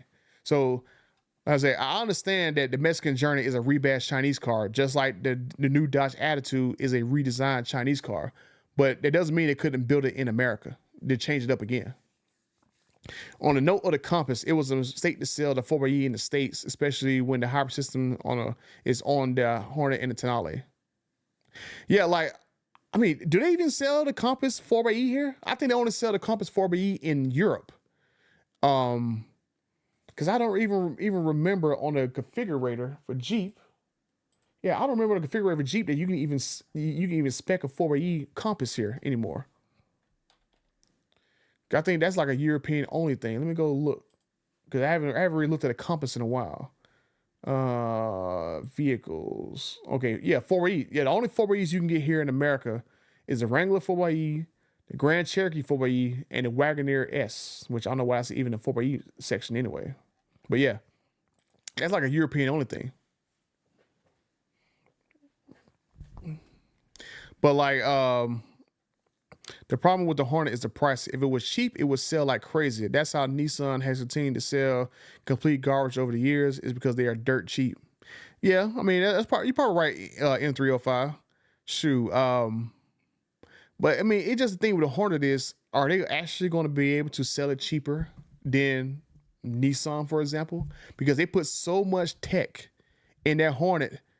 That's why the price is so high. Like they didn't really make a budget version of that vehicle in order to sell it cheaper.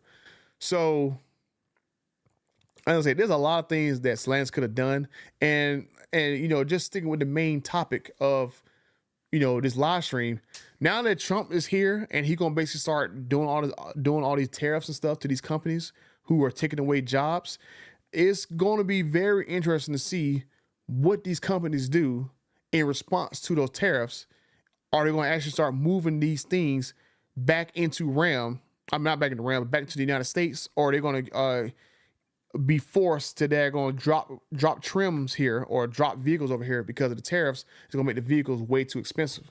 Because like you were saying, M3, the Hornet is already expensive, right? So what if Trump tells Dodge, hey, look, we're going to put a tariff on the Hornet, and if you want the Hornet not to have a tariff on it, you had to go and build that sucker over here in America in a plant. So that'd be very interesting. Now, the one caveat is, since Stellantis that went to this whole Stella platform stuff, they got like Stella small, Stella medium, Stella large, and Stella frame, they can actually go and set up plants to build multiple different versions of a vehicle off the same platform, right? So if, let's say, the Hornet is on Stella small, they can go make a Hornet. They can go make a Hornet. They can go make an Avenger, because that's the full electric SUV that Jeep has. They can go make maybe a small pickup truck too off the same chassis and wherever. So they can make multiple vehicles out of the same plant if they set the plant up to have a certain platform, because that's what they're doing over there at Windsor. So Windsor is set up to have still a large platform. So Windsor, for right now, as far as we know, at Windsor, they're going to make in another, what to say, in 3 years. In 3 years, they're going to make a Durango replacement on a Stella Large. They're going to make the Charger replacement on a Stella Large. They're going to make the Chrysler, I'm going to assume it's the Airflow. They're going to make the Chrysler Airflow, which is an SUV. So they're going to make a SUV, a crossover, a car, all on the same platform, the exact same platform, because they set up this modular platform, Stella Large. So if they go set up a Stella medium platform here in the US at Belvedere, or maybe even Warren Truck, like if they go retool Warren Truck for, what part retool Warren Truck for Stella Truck? And so that's what I'm saying with Stella Truck, they should go make the Wagoneer, they should go make a Ram Charger, and they should go make the Ram 1500 overflow trucks there at Warren Truck. But then over there at Belvedere, they got plenty of room to go put maybe 2 lines of Belvedere. Like they can probably go make the Stella medium, Stella large over there in Belvedere and go make several different vehicles, because they did do a chart a few years ago where they showed that one line can make like 11 different vehicles on there, right? So depending on how well those vehicles sell, it's going to depend on how many of those different vehicles they're going to actually put over there, because they got enough room in these U.S. plants to actually go and build this stuff over there. Belvedere is not making anything. Warren Truck is only making the slowest selling SUV. Well, not slowest selling SUV, but the Wagoneer is basically like a very slow selling SUV that's been in the top 10 worst selling vehicles since last year. They have they got like I forgot how they do Mack Truck and JNAP, but I know JNAP, when it was called JNAP, it's only making the Durango. They put the the Grand Cherokee, the 4x Grand Cherokee, and the Grand Cherokee L over there in the new Mack truck plant. So JNAP, from what I understand, is basically not being used that much. So they got plenty of space at plants to shove product there, but it just depends if Trump is going to make them put products there in those plants, or is he going to tariff them because they moved them overseas or moved them out of the country. Right? Because I mean, there's nothing to say that Trump won't say, hey, look, you want your HD trucks here in the US? Go put them in Belvedere, or go put them at JNAP, or go put your HD trucks over there in Warren Truck, and then we won't tariff your HD trucks, right?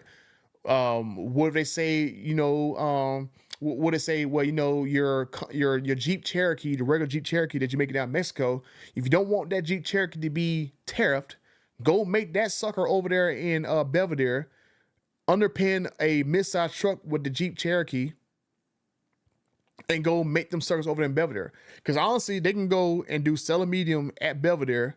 They can make a mid-size truck for Ram. They can go and make a mid-size SUV for Jeep, and then they can go make a mid-size Journey for Dodge. They can make 3 different products at that one plant at Belvedere off of one line. So Trump can get them to potentially make. They put 3 in Belvedere. They go put maybe another product over there at JNAP.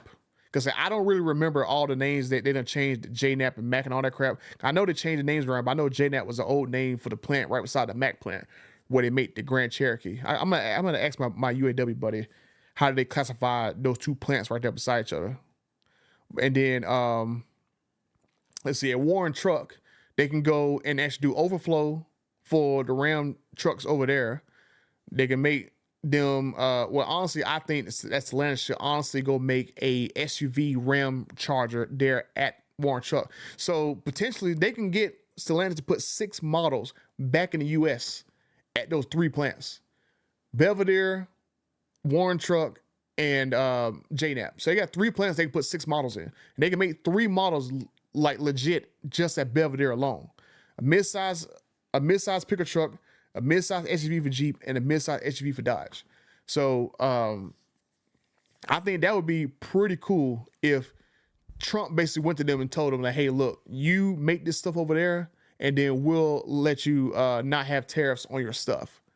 So I think that would be a pretty good way for them that they're gonna get that crap done. What's going on, Gray? So Gray Ghost, like, I'm hoping, I was saying earlier that what Stellantis would do is they will go get rid of Carlos, and then they will go and say that they're going to put V8s back in certain models. So they can go put like a V8 option back in the RHO and put the 6.2 liter V8 in the RHO, because that basically be what the TRX is, an updated TRX. It's literally the exact same body, exact same suspension, transfer case, all that stuff, updated interior and all that crap, the self-driving and stuff. They can put that crap in the RHO, and don't even have to have a TRX. Just call it RHO, and just have like a $15,000 engine upgrade. So that's honestly what they can do. So I mean, honestly, that's what I think they should do. Like, just go and put the old engines back to the cars. Go talk to Trump. Say, hey, look, are you going to go ahead and get rid of all this like emissions credits crap and send the EPA packing and have them roll back all this emissions nonsense, and we'll go put vehicles back to how they were before this nonsense went on with Biden and Harris. So I mean, honestly, they could do that. And like I said, you don't necessarily even have to even bring the TRX back. Just put it in the RHO and make it like a $10-15 option, a $10,000-$15,000 option to get a Hellcat inside of a RHO. Shoot, Mopar needs a full size 3-row. That's the Wagoneer. It's got good history. Keep the Wagoneer. I mean, and Chad, that's what I'm saying. Like, honestly, they should basically take the Wagoneer, discontinue the Wagoneer, get rid of it, and basically redo the front end and stuff, and make that into a Ram Charger, and make it like low $60,000 for Ram, and then you can go make a let me see, what would you name an off-road version of a Ram SUV, like a performance off-road version of it? I mean, hell, you can call it the Ram Charger X for TRX, whatever, right? Like whatever name you want to do, but basically make an off-road version of that truck, put underneath it basically the suspension of the TRX or the RHO, whatever, put underneath that Ram Charger SUV, 6.2 liter V8 supercharged engine. That thing is going to sell. It's going to, especially if it's under $100,000, it's going to outsell the Escalade V easily. Let's see, this is a wild idea, but with all the talks of Chrysler Dodge Jeep Ram being sold and Trump's current buddy relationship with Elon, what if leads the Trump pushing a Tesla buyout, and will not will I'm sorry, initial we. So that was one of the ideas that I had.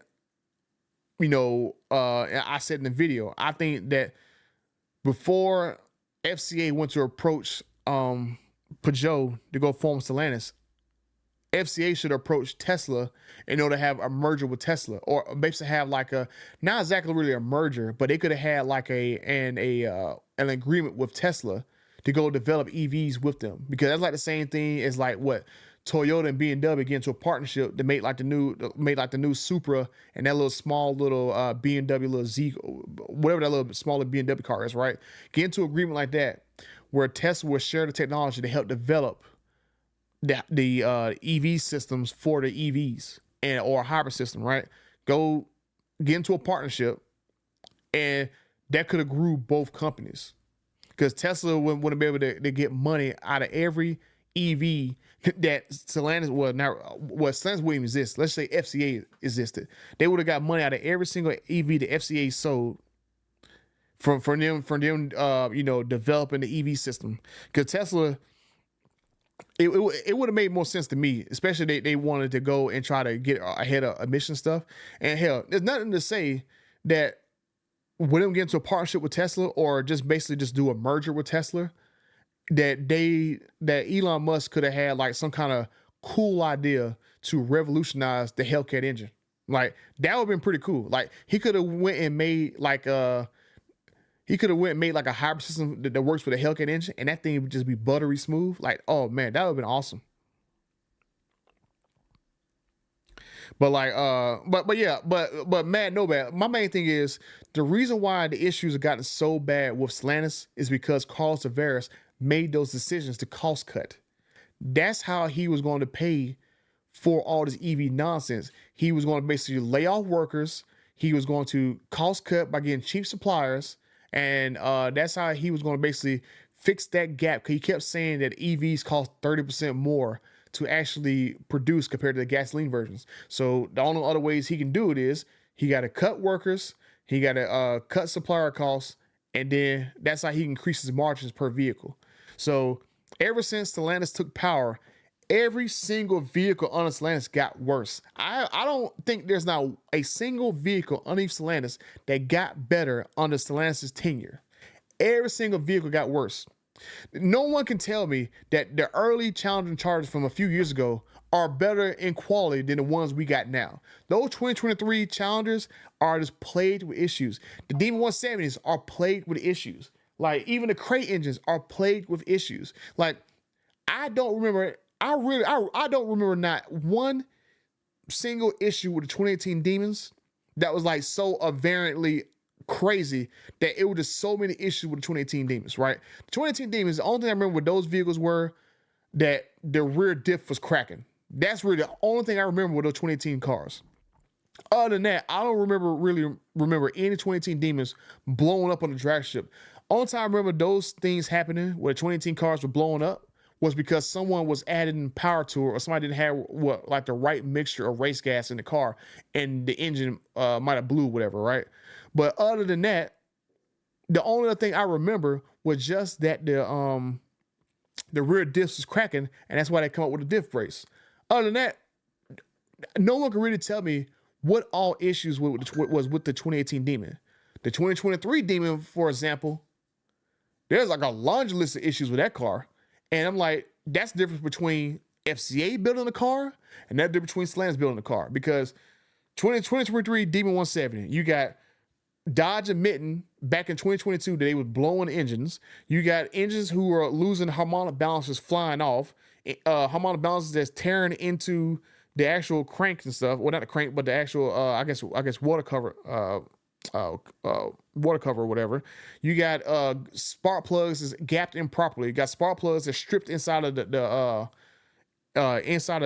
block. You got bearings missing in some of these vehicles. You got vehicles that are leaking. You got vehicles that are like the engines are eating themselves, because we saw Racer X go to that crap. I've seen at least two D170s that threw a bearing. Because I got one picture, one of them that had like a real bad burnt one, then another one there's like the piece of the bearing went through. It went in the actual oil pan. Then you got demons who drop spark plugs in them. Like one caused a catastrophic engine failure. Then I had another two that I heard that it came apart inside the cylinder, but didn't detonate the engine or blew the engine up, right? But you just had so many issues with these daggone 2023 Demon 170s. Only thing I remember with 2018 Demons are just that the rear diffs are cracking. And the only time I remember those engines blowing was when somebody didn't have like the right mixture of 100 octane fuel in there, or they turned the power up, whatever, right? So as I'm saying, I think that the 2018 cars were put together better than the 2023s. And the reason why I think that is because you had FCA building the car compared to you have Stellantis building the car. And I mean, hell, ever since what the Grand Wagoners came out, those suckers have been plagued with issues. The new Ram trucks, they're plagued with issues. The TRX, I think 2022, 2023, when they started, 2022, when they got the new radio, that was plagued with issues. In 2023, when they got the digital instrument cluster, that had issues. And then let me see. Then I just showed you guys earlier in the stream. You get all these lists of vehicles that have all these recalls ever since Stellantis came into power. Like there are so many issues that Mopar Insiders has a tab on their website. It goes through pages of recalls. I went through like 3 pages of recalls just all the way up to like June, and that was 3 pages of recalls. So that's how bad Stellantis has gotten quality-wise, and it's because of improper assembly. It's not the UAW's fault. It's the fault of Stellantis having faulty equipment in the vehicles, having cheap components in the vehicles. Like I even showed you guys a video earlier this year where the UAW was on a podcast and they was saying that the crap that's going on with these new Ram trucks is from crap that Stellantis has caused by not getting the wire harnesses properly fixed. And now the problems are falling on the Wagoneers. Now they're falling on the Ram trucks because now they have problems with the Ram trucks having a properly length wire harness. So this is really a cost average problem, trying to cost cut as much as possible to pay for this EV nonsense. He jacked the prices up on vehicles. He laid people off, and he shortchanged the suppliers because you got some suppliers suing him and them suing suppliers because they didn't want to pay them money. So I don't really think that it's really a problem with quality just because the workers don't know how to do anything. I think it's a problem with quality because Stellantis did it to themselves in order to get vehicles cheaper. And so I think if Elon Musk was actually getting into a partnership with FCA back then, when FCA was shopping around for people to go merge with, I don't think they would have had these quality issues if they would have merged with Elon Musk compared to merging with Peugeot and creating Stellantis. So I think that partnership would have been like the best one, like, because it could have worked both ways. Tesla could have provided them with state-of-the-art EV drivetrains to actually integrate in FCA's vehicles. FCA, on the other end of the partnership, they could have been buying emissions credits for them, right? So instead of paying Tesla, right, to part share and stuff, they could be like, hey, Tesla, you know what? If you will help us develop our EVs, we'll basically buy emissions credit from you like every year, and you have like a partnership, and boom. And so like Tesla gonna make money off the damn deal because they got emission credits they're not even gonna use because they don't sell gasoline cars. So hell, so if FCA wanted to keep buying emission credits from Tesla, and in exchange for buying emission credits, like Tesla also offers them the ability to get into EVs faster with better technology, that would have been a great option. Because even now, we would still have V8s in the vehicles because they would have a partnership with Tesla still.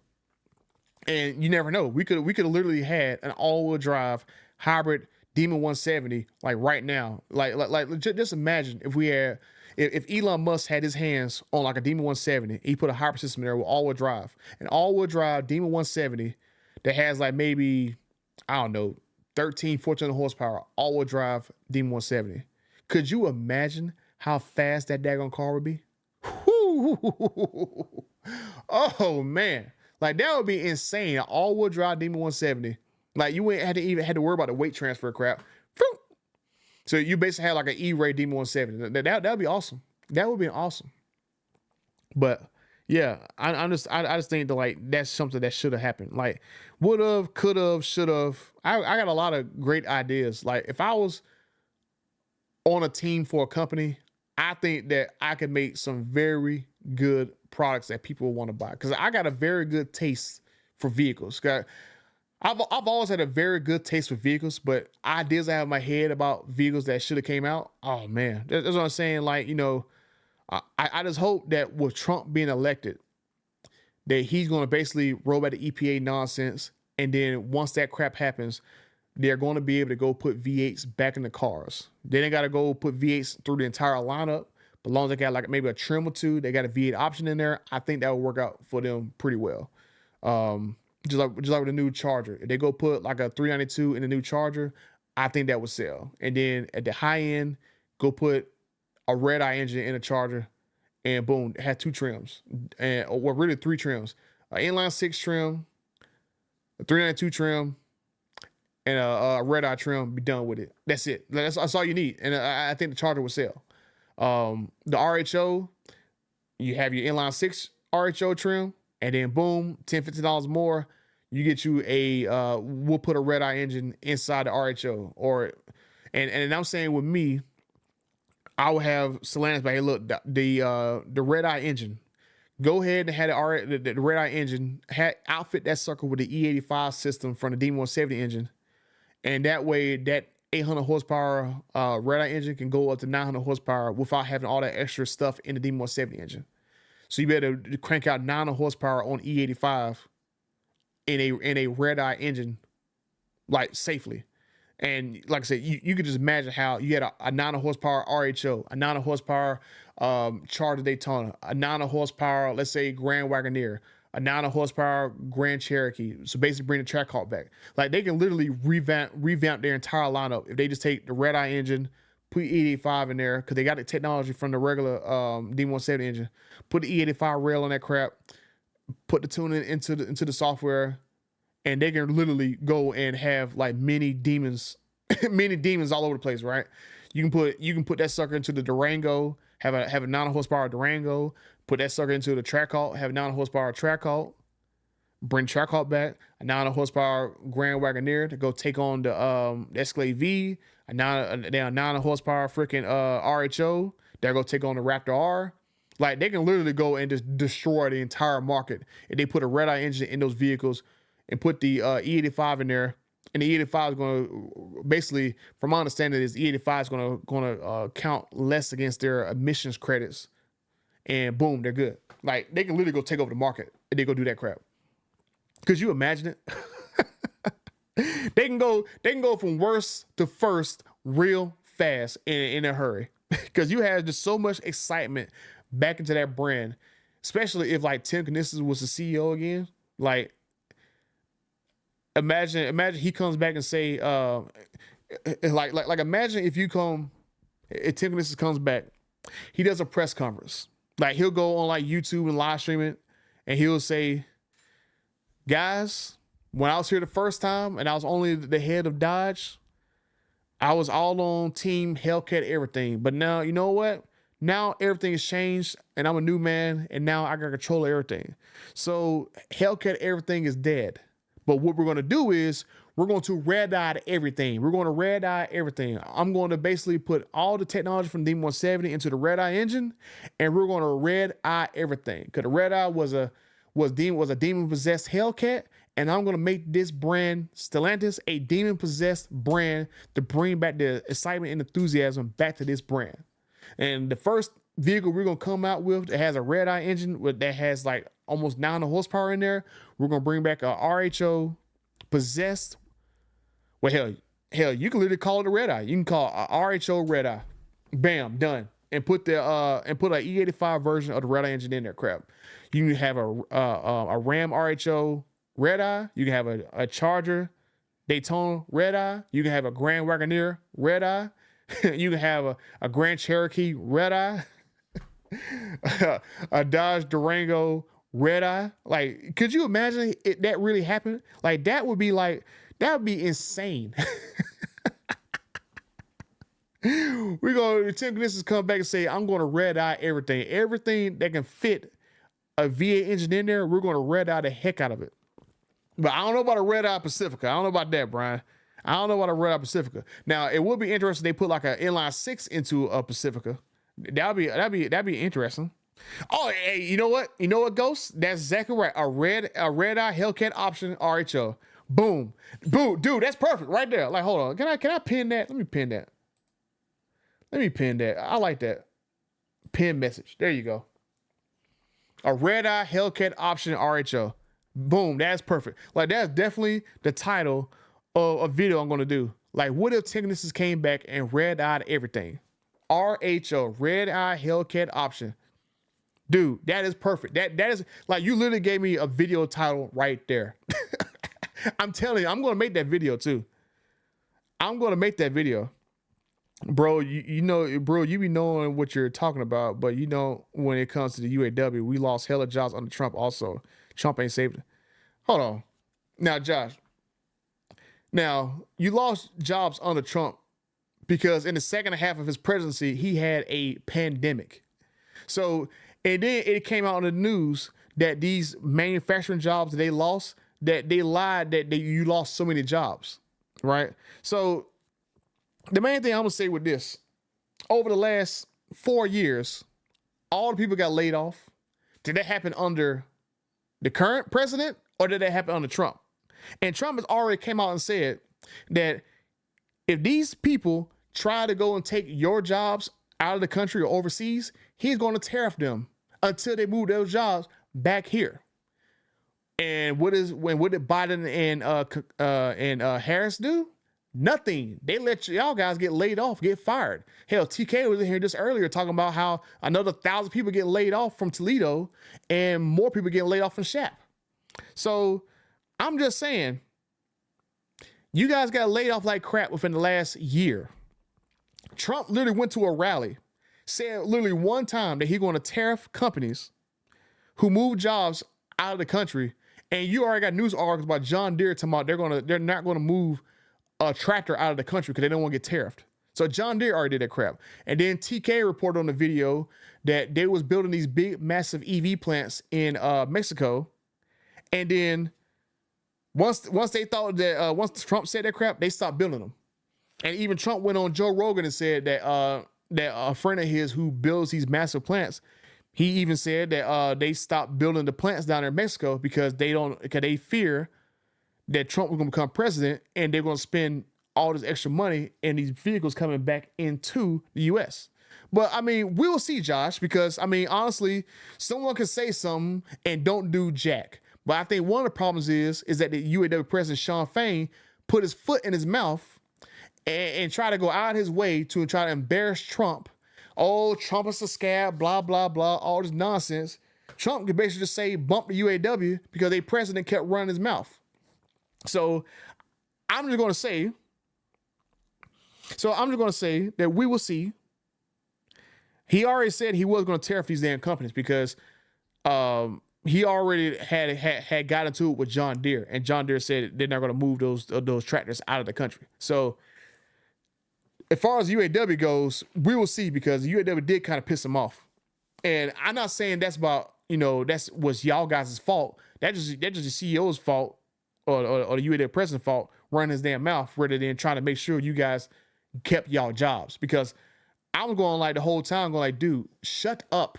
Just go in the background and make sure you get from Stellantis the ability to keep your workers' jobs in Detroit, in Toledo, like in Warren Truck. Like, come on, get these people to keep their damn jobs. He running his mouth talking about Carlos Severus and doing all this crap about Ford and all this other crap. And you know what Unifor did? Unifor didn't go out and try to embarrass Justin Trudeau and all the government and crap. And UAW, and not UAW, but Unifor in the background, they got a pretty decent contract. And now Stellantis is moving products to Canada. They talk about moving the Durango to Canada. They trying to jam pack, Windsor with freaking vehicles, because they want to take vehicles away from the UAW. So honestly, Fain should have kept the crap going on with them in the background. And I think you guys would have been better off. So, like I said, I got plenty of friends who work for the UAW because a lot of information I get is from you guys who work in the plant. So honestly, I think, like you said, Josh, Fane played a dangerous game and he lost. I put that out today. I'm not happy about it. So, and like, and I'm coming from the standpoint, I know people who works for the UAW management that don't like him. I had one buddy of mine was sending me that that the UAW, like they try to do like I think like UAW management try to vote him out, and he barely won, like some kind of like secret vote or whatever a few months ago. But I mean, honestly, to me, I think that hopefully the next time y'all go and actually elect another UAW president, that he should be gone, because I think he played a very big part in Stellantis being pissed off moving products to Mexico. Because like Stellantis does not make any damn sense. Why in the world is it more economical to go move Ram truck production, like overflow Ram truck production, to Mexico compared to moving the Ram truck that just lost the Ram Classic that makes the Wagoneer and the Grand Wagoneer that barely sells? They can move overflow production to not Shap, but Warren truck. They could literally put on a semi truck, go down the street 10-15 minutes. They'd bring all the stuff from stamping down there to Warren truck, assemble the Ram 1500 overflow trucks there at Warren, right there down the street. But it's more economical for Stellantis to go and try to set up new suppliers down in Mexico.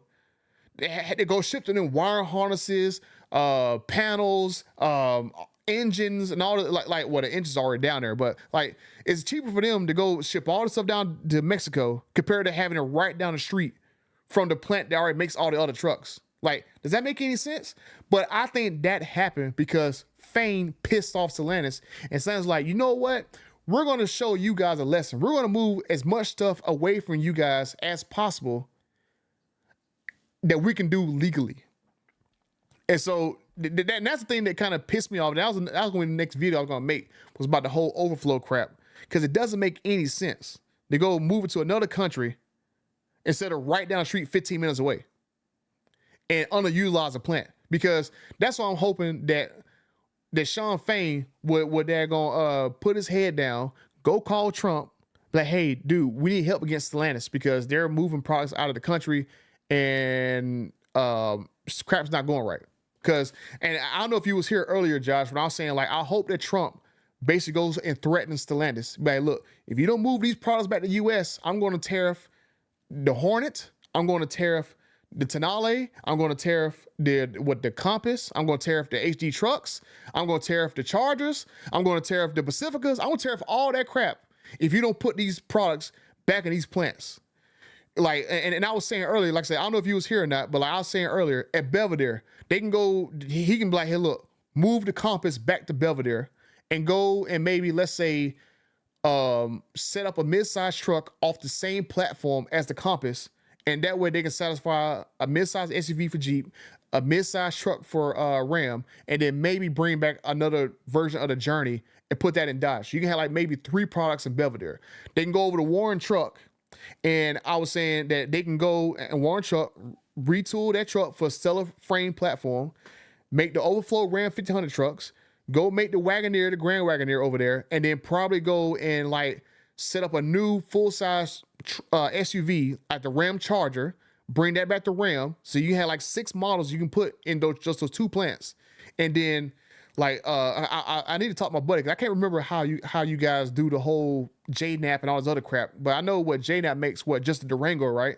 So you can go over there where they're making the Durango, put the Durango back over there, right? And then maybe introduce another model on the same platform as the Durango. So I know you got Mack Truck and JNAP, but I know y'all changed the names around, so I haven't really looked into how y'all change the names around, whatever, for those 2 plants.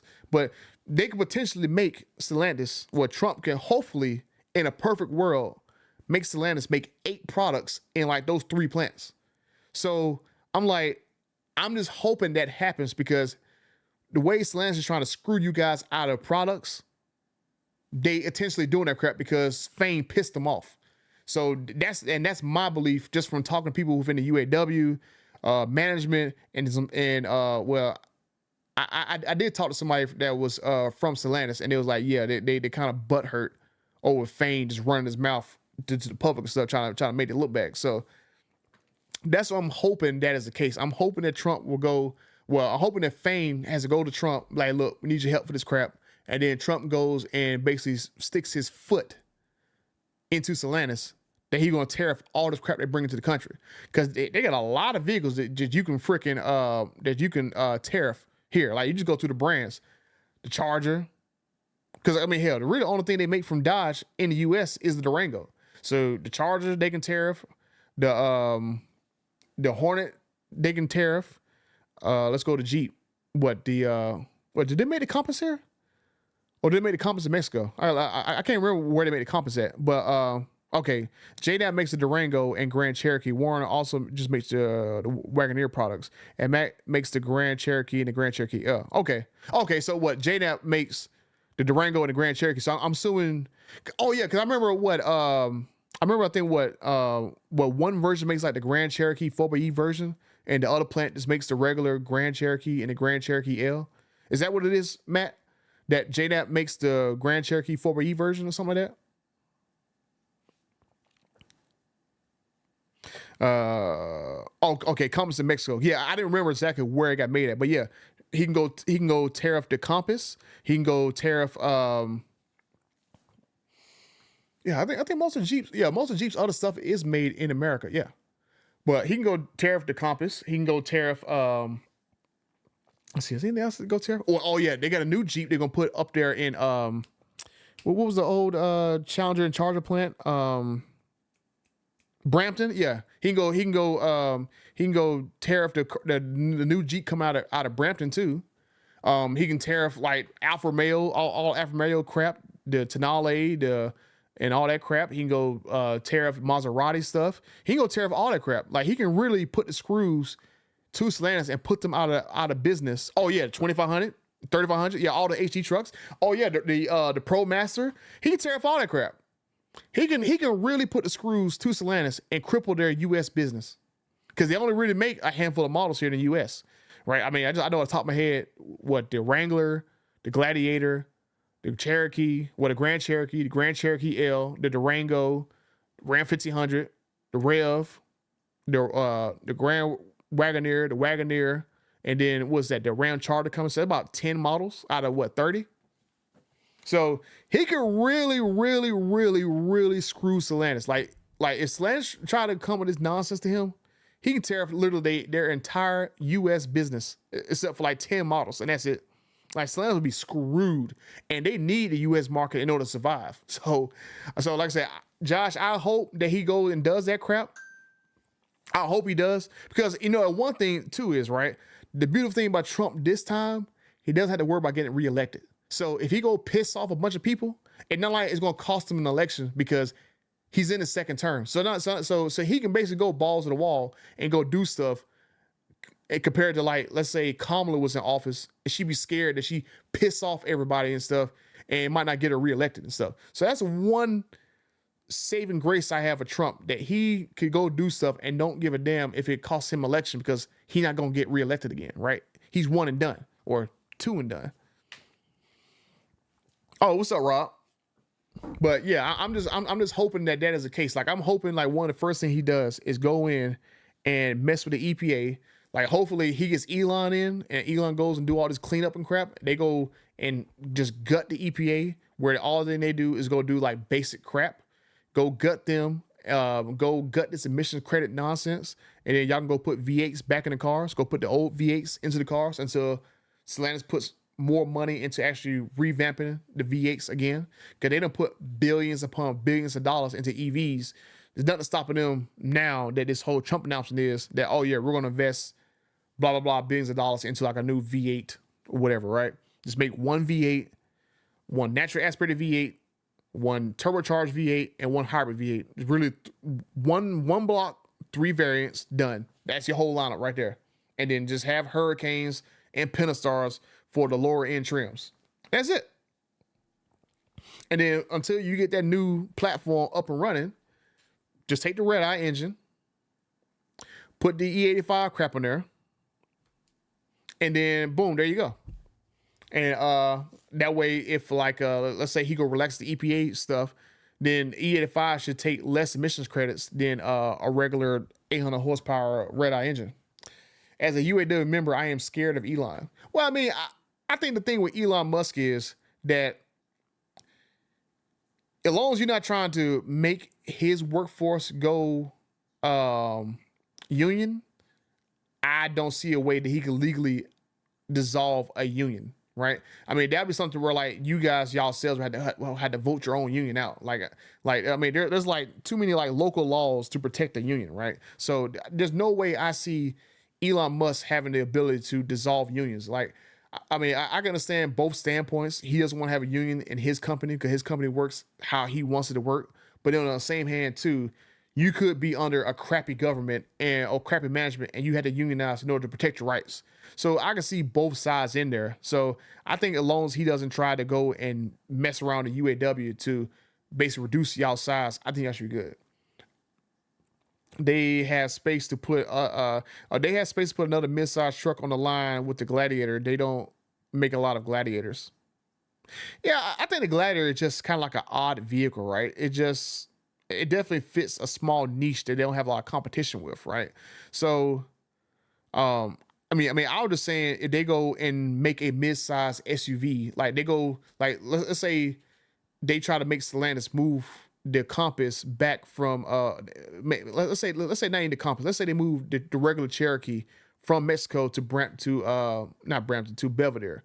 Why don't you make like another take like the same chassis, design a mid-sized truck around that chassis, and go put it right there in Belvedere, and you can honestly go make another SUV body and put down on that chassis, and then you can make a Journey, a Cherokee, and let's say like a Ram 1200 or whatever, and put that all there at Belvedere. You can make 3 trims or 3 different models right there, because that's the same thing that Ford does for the Ranger and the Bronco. Is literally on the same exact line that they make those 2 vehicles, a truck and an SUV.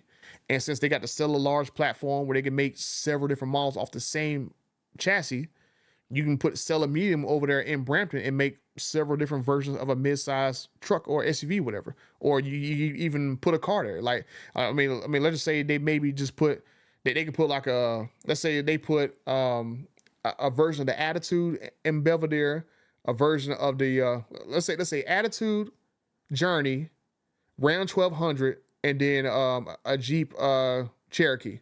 They can put 4 models right there in Belvedere, right? And then like if they put 4 models there, they can keep the plant running, and they don't have to like try to flood the market with one particular version, right? They can just make all 4 of those models, and then one version of the vehicle is running low because not the strong sales. Another version of the vehicle is having strong sales. They just increase in production. Boom, there you go. Because that's literally exactly the same thing they're doing over there at Windsor. Windsor is going to potentially make the Airflow, the Pacifica, the Charger, the Charger Daytona, and they're gonna make the Durango replacement. So they're gonna make like 5 different vehicles over there at Windsor. So nothing to say that they can't make 4 vehicles at Belvedere, right? And especially they're on the same chassis. And then even, over there at Warren, they can make 3 or 4 different full-size SUVs over there at Warren on the truck platform. Overflow Ram 1500 trucks, Wagoneer, Grand Wagoneer, and then they can make a Ram Charger, like an actual Ram Charger SUV that's actually an actual Ram Charger. So they can make 4 vehicles right there. And then like even you said with going over Toledo, I mean, it's not to say they can make like a different version of the Wrangler right there on the same line as the Wrangler and the Gladiator. So I mean, hell, like honestly, like they could probably make the that Jeep Recon that's going over there up to Brampton. They can basically have them make the Jeep Recon, boom, down there at Toledo, because Trump says he's gonna basically tariff the freaking that he gonna basically tariff them for making that vehicle in Canada, and he gonna bring it down there to Toledo, make the Recon, basically make the Recon, the Wrangler, and the Gladiator all in the same plant.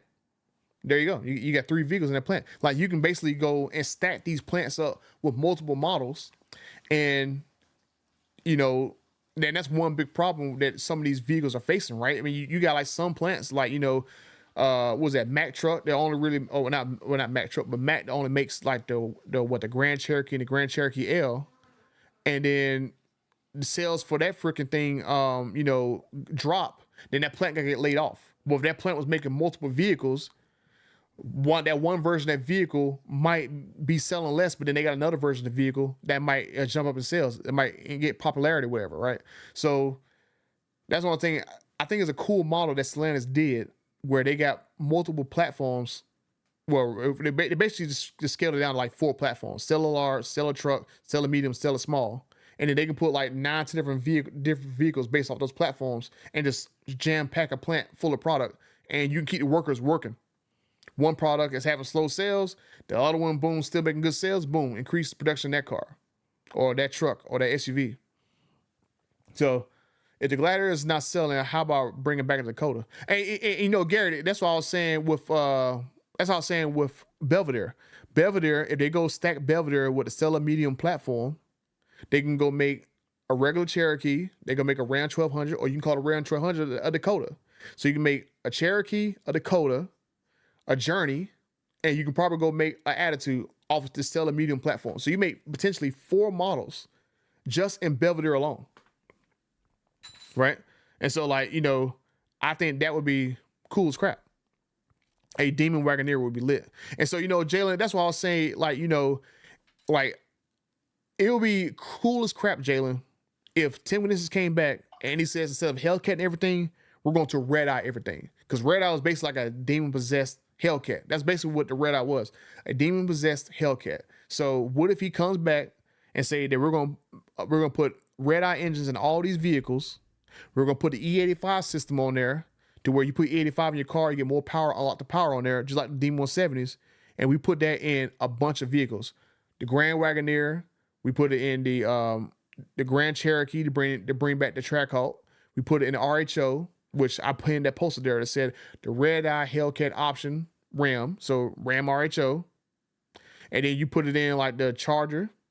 You go put it in the Durango. So you put in like 5 models.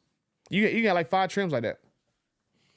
So that would be cool. And then the E85 is going to allow them to have better emissions and stuff. So that would be a pretty cool option for them to do.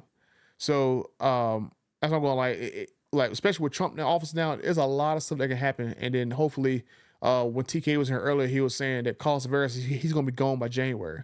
So I haven't really dug into really, talking to any executives like I normally talk to, because of all the family issues I've had, especially with family health issues I had. So I haven't really went to the point where I already chatted with a lot of people that kind of get like the inside scoop and stuff. But that would be a crazy option to have, to where you can go and get this done, and that just happens. Like, there's really nothing stopping them from putting a V8 back into a car. Only V8 issue I've heard of with the regular Charger, the new Charger, they got to redesign the strut tires in the front because it'll hit the engine as the engine revs. So other than that, the Hurricanes were designed to basically fit in the same space as the V8 engines do. So even with like the Wagoneer, the Grand Wagoneer, for example, right? They offered at one point in time, the 392, the 5.7, and the Hurricane in the same exact chassis. They didn't change anything because it was all designed to fit in the same exact space. So if it fits a freaking Hurricane, then it should fit in these new vehicles, especially with the Wagoneer. They can go drop a Hellcat and Wagoneer right now because they just put a 392 in there and they put a 5.7 there. So I wish Carlos Tavares had as much common sense as you do. Well, I mean, it just like, that's what I was saying earlier. Like, I have like a pretty good, like, I got a pretty good taste in vehicles, like, especially like vehicles that like I wish they did some changes to it. I mean, that's even when I was telling Tim Knissis. I told Tim Knissis earlier this year with the whole Durango Hellcat lawsuit. I'm going like, why didn't y'all just go ahead and to spend the extra money to put a Redeye engine into the new Durango Hellcats? If you would have put a Redeye engine in there, spend the extra money to get it certified, because they didn't really have to go do a lot of validation testing because they had already made a Durango Hellcat. So all it was like they did the investment back in 2021. They dropped the car for like 1 year, did some changes, and then boom, 2023 they go the Durango Hellcat back. But now they're getting sued by all the owners and stuff. So to me, honestly, they should just put a Redeye engine into the Durango Hellcat and just call it the Durango Redeye, and none of the 2021 owners would have been pissed off. They would actually put a Redeye engine into a Durango. But that was another thing that they kind of dropped the box on, right? They could have, when they came out with a new Grand Cherokee, dropping the track out. I mean, that was a dumb decision. They could have put a Hellcat engine into a new Grand Cherokee and made a new track out. Now, one of the reasons why they didn't make a track out, from what I was told by somebody who works in a certain department, he said that they was basically trying to make a hybrid Trackhawk based on the 4xe system, but they couldn't get the system to work. And then I remember he told me that the battery pack would not fit in the SUVs because of like the third row seating. Like they couldn't get the third row seating to fold down for you to get into like the third row, or the second row seats to fold down to get to the third row. So that was one reason why they couldn't get a 4xe version into those SUVs. That's why you only really see a 4xe version in the regular Grand Cherokee with the small engine in there. Because another thing they were trying to do was get the bigger engine to work with the 4xe system, but I think he told me it didn't work properly, or like you didn't really see like really any performance gains out of the pairing the 4xe system with the bigger engine. So I think that's why the 4xe system really works with a smaller engine, because you're literally adding the power to that small engine that doesn't really have that much oomph to it. But when you already have engine paired with it that already has plenty of power, I'm assuming that 4xe system doesn't really give it that to it. They give it that feel or the efficiency, whatever. So it just dead weight at that point. So there's a lot of things they could have did, should have did. And I know from talking to people who actually, I can't say exactly what department he worked in, but he did tell me that was one of the issues they was having, was packaging. Yeah, that's what it was. Packaging issues to make a brand new Trackhawk. And so that's why it's taking so long for them to finally come up with a solution to make a Grand Cherokee 4xe. Because the 4xe been out since what, 2021, 2022, and now all of a sudden they're gonna put a 4xe system in it. I think next year. That's how long it's taking them to actually get the packaging issues fixed for the SUVs. So yeah, so I mean, and that's one reason. I'm pretty sure that's the reason why they don't put the 4xe system in the Grand Cherokee L, because of the third row seats. Let's see. Do you think the car market will crash soon enough?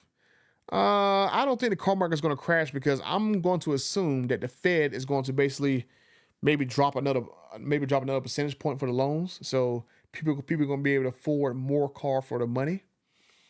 And then hopefully if Trump does a lot of tax cuts and stuff, that people are going to be able to have more money in their pocket, and they'll be able to afford vehicles and start buying vehicles again.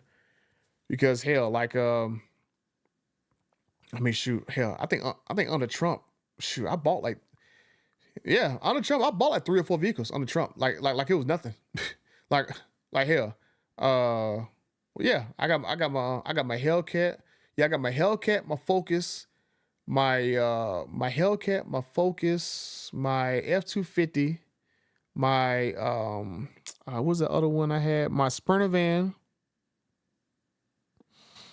I want to say I had bought another vehicle too.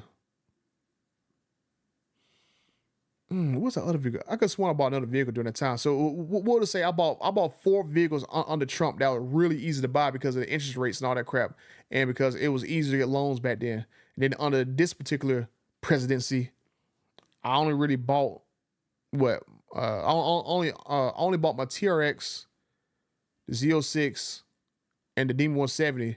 But it was a lot harder to buy the Z06 and Demon 170 this time around compared to me buying all those vehicles the first time around under Trump. It was a lot harder. I had to go through so much crap to get those damn loans together, to get those 2 vehicles. So I'm like, it was a lot easier under Trump to get loans than it was under Biden and Harris.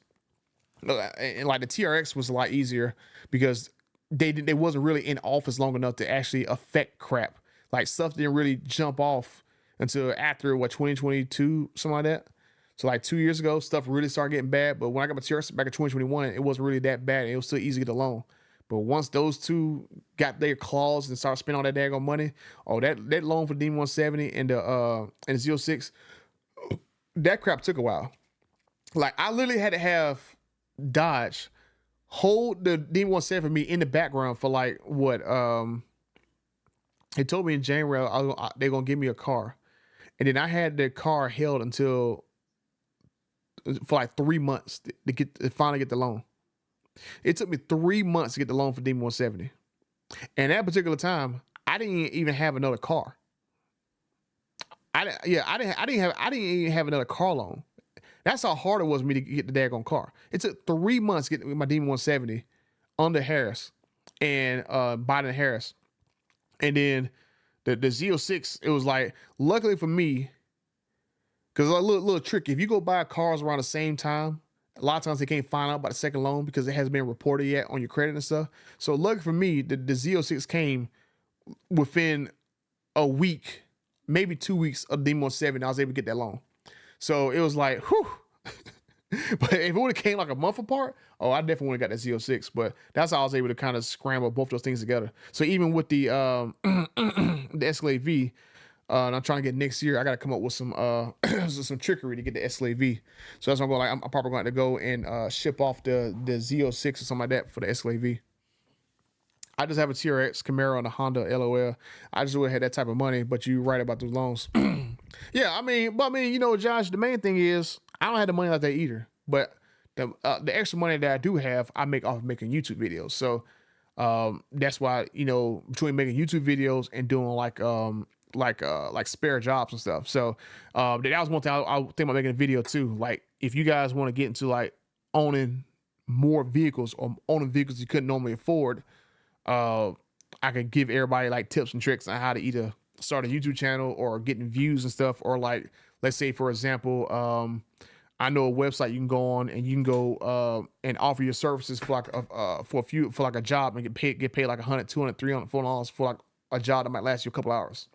So that's one thing I do in the background. I go work these extra jobs, and then if I make $1 or $2 grand a month in extra jobs because I work a few hours a week, then that's a car payment, right?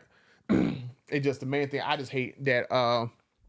It's the one thing I hate is all the vehicles that I like all cost $100,000 now. It's like freaking 5-10 years ago, all the vehicles I like cost under $100,000. Now all the vehicles I do like, they cost over $100,000 now, right? So it was a lot easier back then to get a car because when you first got a Hellcat, that was like 60 grand.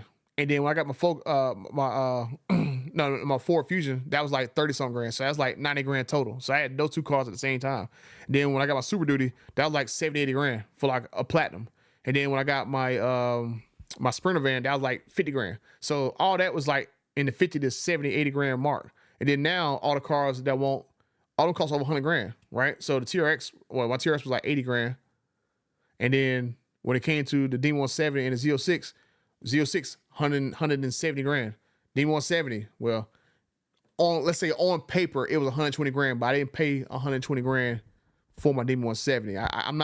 I am sworn to secrecy on exactly how much I paid for my D170, but let's just say I did not pay sticker or over sticker for my D170. So that really helped out as well too. And then especially with I didn't have to pay that freaking what was that dealership order markup that Dodge did, because Dodge did like a $12,000 markup on D170s if you wasn't the person who ordered it from the dealership. Like they did that crap, I think September, October. Like every person who did not have a customer order D170, you had to pay $12,000. I'm pretty sure it was $12,000. It was either $10,000 or $12,000. I think it was $12,000 because they did like a base price increase of the Challenger right there around September, October of last year, and they did like a $10,000 increase on Demon 170 option. So yeah, I'm pretty sure like $12,000.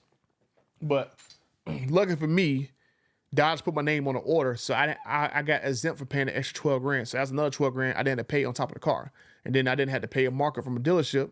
And then, like I said, I can't say how much I paid for my Demon 170, but I didn't have to pay markup the dealer ordered 12 grand extra, and then I had to pay MSRP. So I can't say exactly how much I paid for it, but that really helped out in getting able to get the D170 and the Z06 at the same time. Let's see. I suspect all those $100,000 vehicles are going to have price drops soon. I don't know, man. I don't know, because they might try to do this, Gary, to where now if they do like a price drop, you might be able to afford more cars. So they might be like, well, hell, you can afford it now. The payments will be lower because the interest rates dropped. Or like they might say, well, because we got to move production to US, they might try to blame Trump. Like, well, we got to move production back to US, so the cost of the car is going to be higher because we had to pay the UAW workers, blah, blah, blah, blah. So that's why they might try to keep prices high, but try to blame Trump. It's like, this is why the price hasn't dropped. But in the end of the day, I mean, it's still better to have work over here in the U.S. compared to going overseas. Because I mean, hell, like I know from my standpoint of, in IT, I had to deal with foreign workers all the time, especially like foreign workers from India. So I have a lot of times doing IT work, I either got to deal with, well, my corporate job, I had to deal with having not illegals, but people from India working jobs remotely, or like they come over here to the US and they would like undercut me from the salary that I would normally make, right? So like I know during my height, I'd had to cut myself short 20, 30, 40 grand because you got some person working on a visa from India who's working on like 60 grand doing a job that I can do for like 90 to 100 grand that I was getting all day until they started letting in people working in on visas like that. So I've had to deal with that crap, and then like even doing like spare jobs here and there. You got to go and deal with a bunch of illegals taking up these spare jobs and stuff, especially spare IT jobs that I can go work here and there. Cause like a lot of times what they do is they have like some guy that go, they had like one guy who's an American grab up all the jobs, and then he'll go send illegals out to go work the IT jobs. And then he'll basically keep majority of their money and give them a cut of the money for the pay. So especially when I was like, I'll do these spare jobs in like DC, and literally every person I worked with was a freaking illegal. Like it didn't matter where. It was like from all over the place.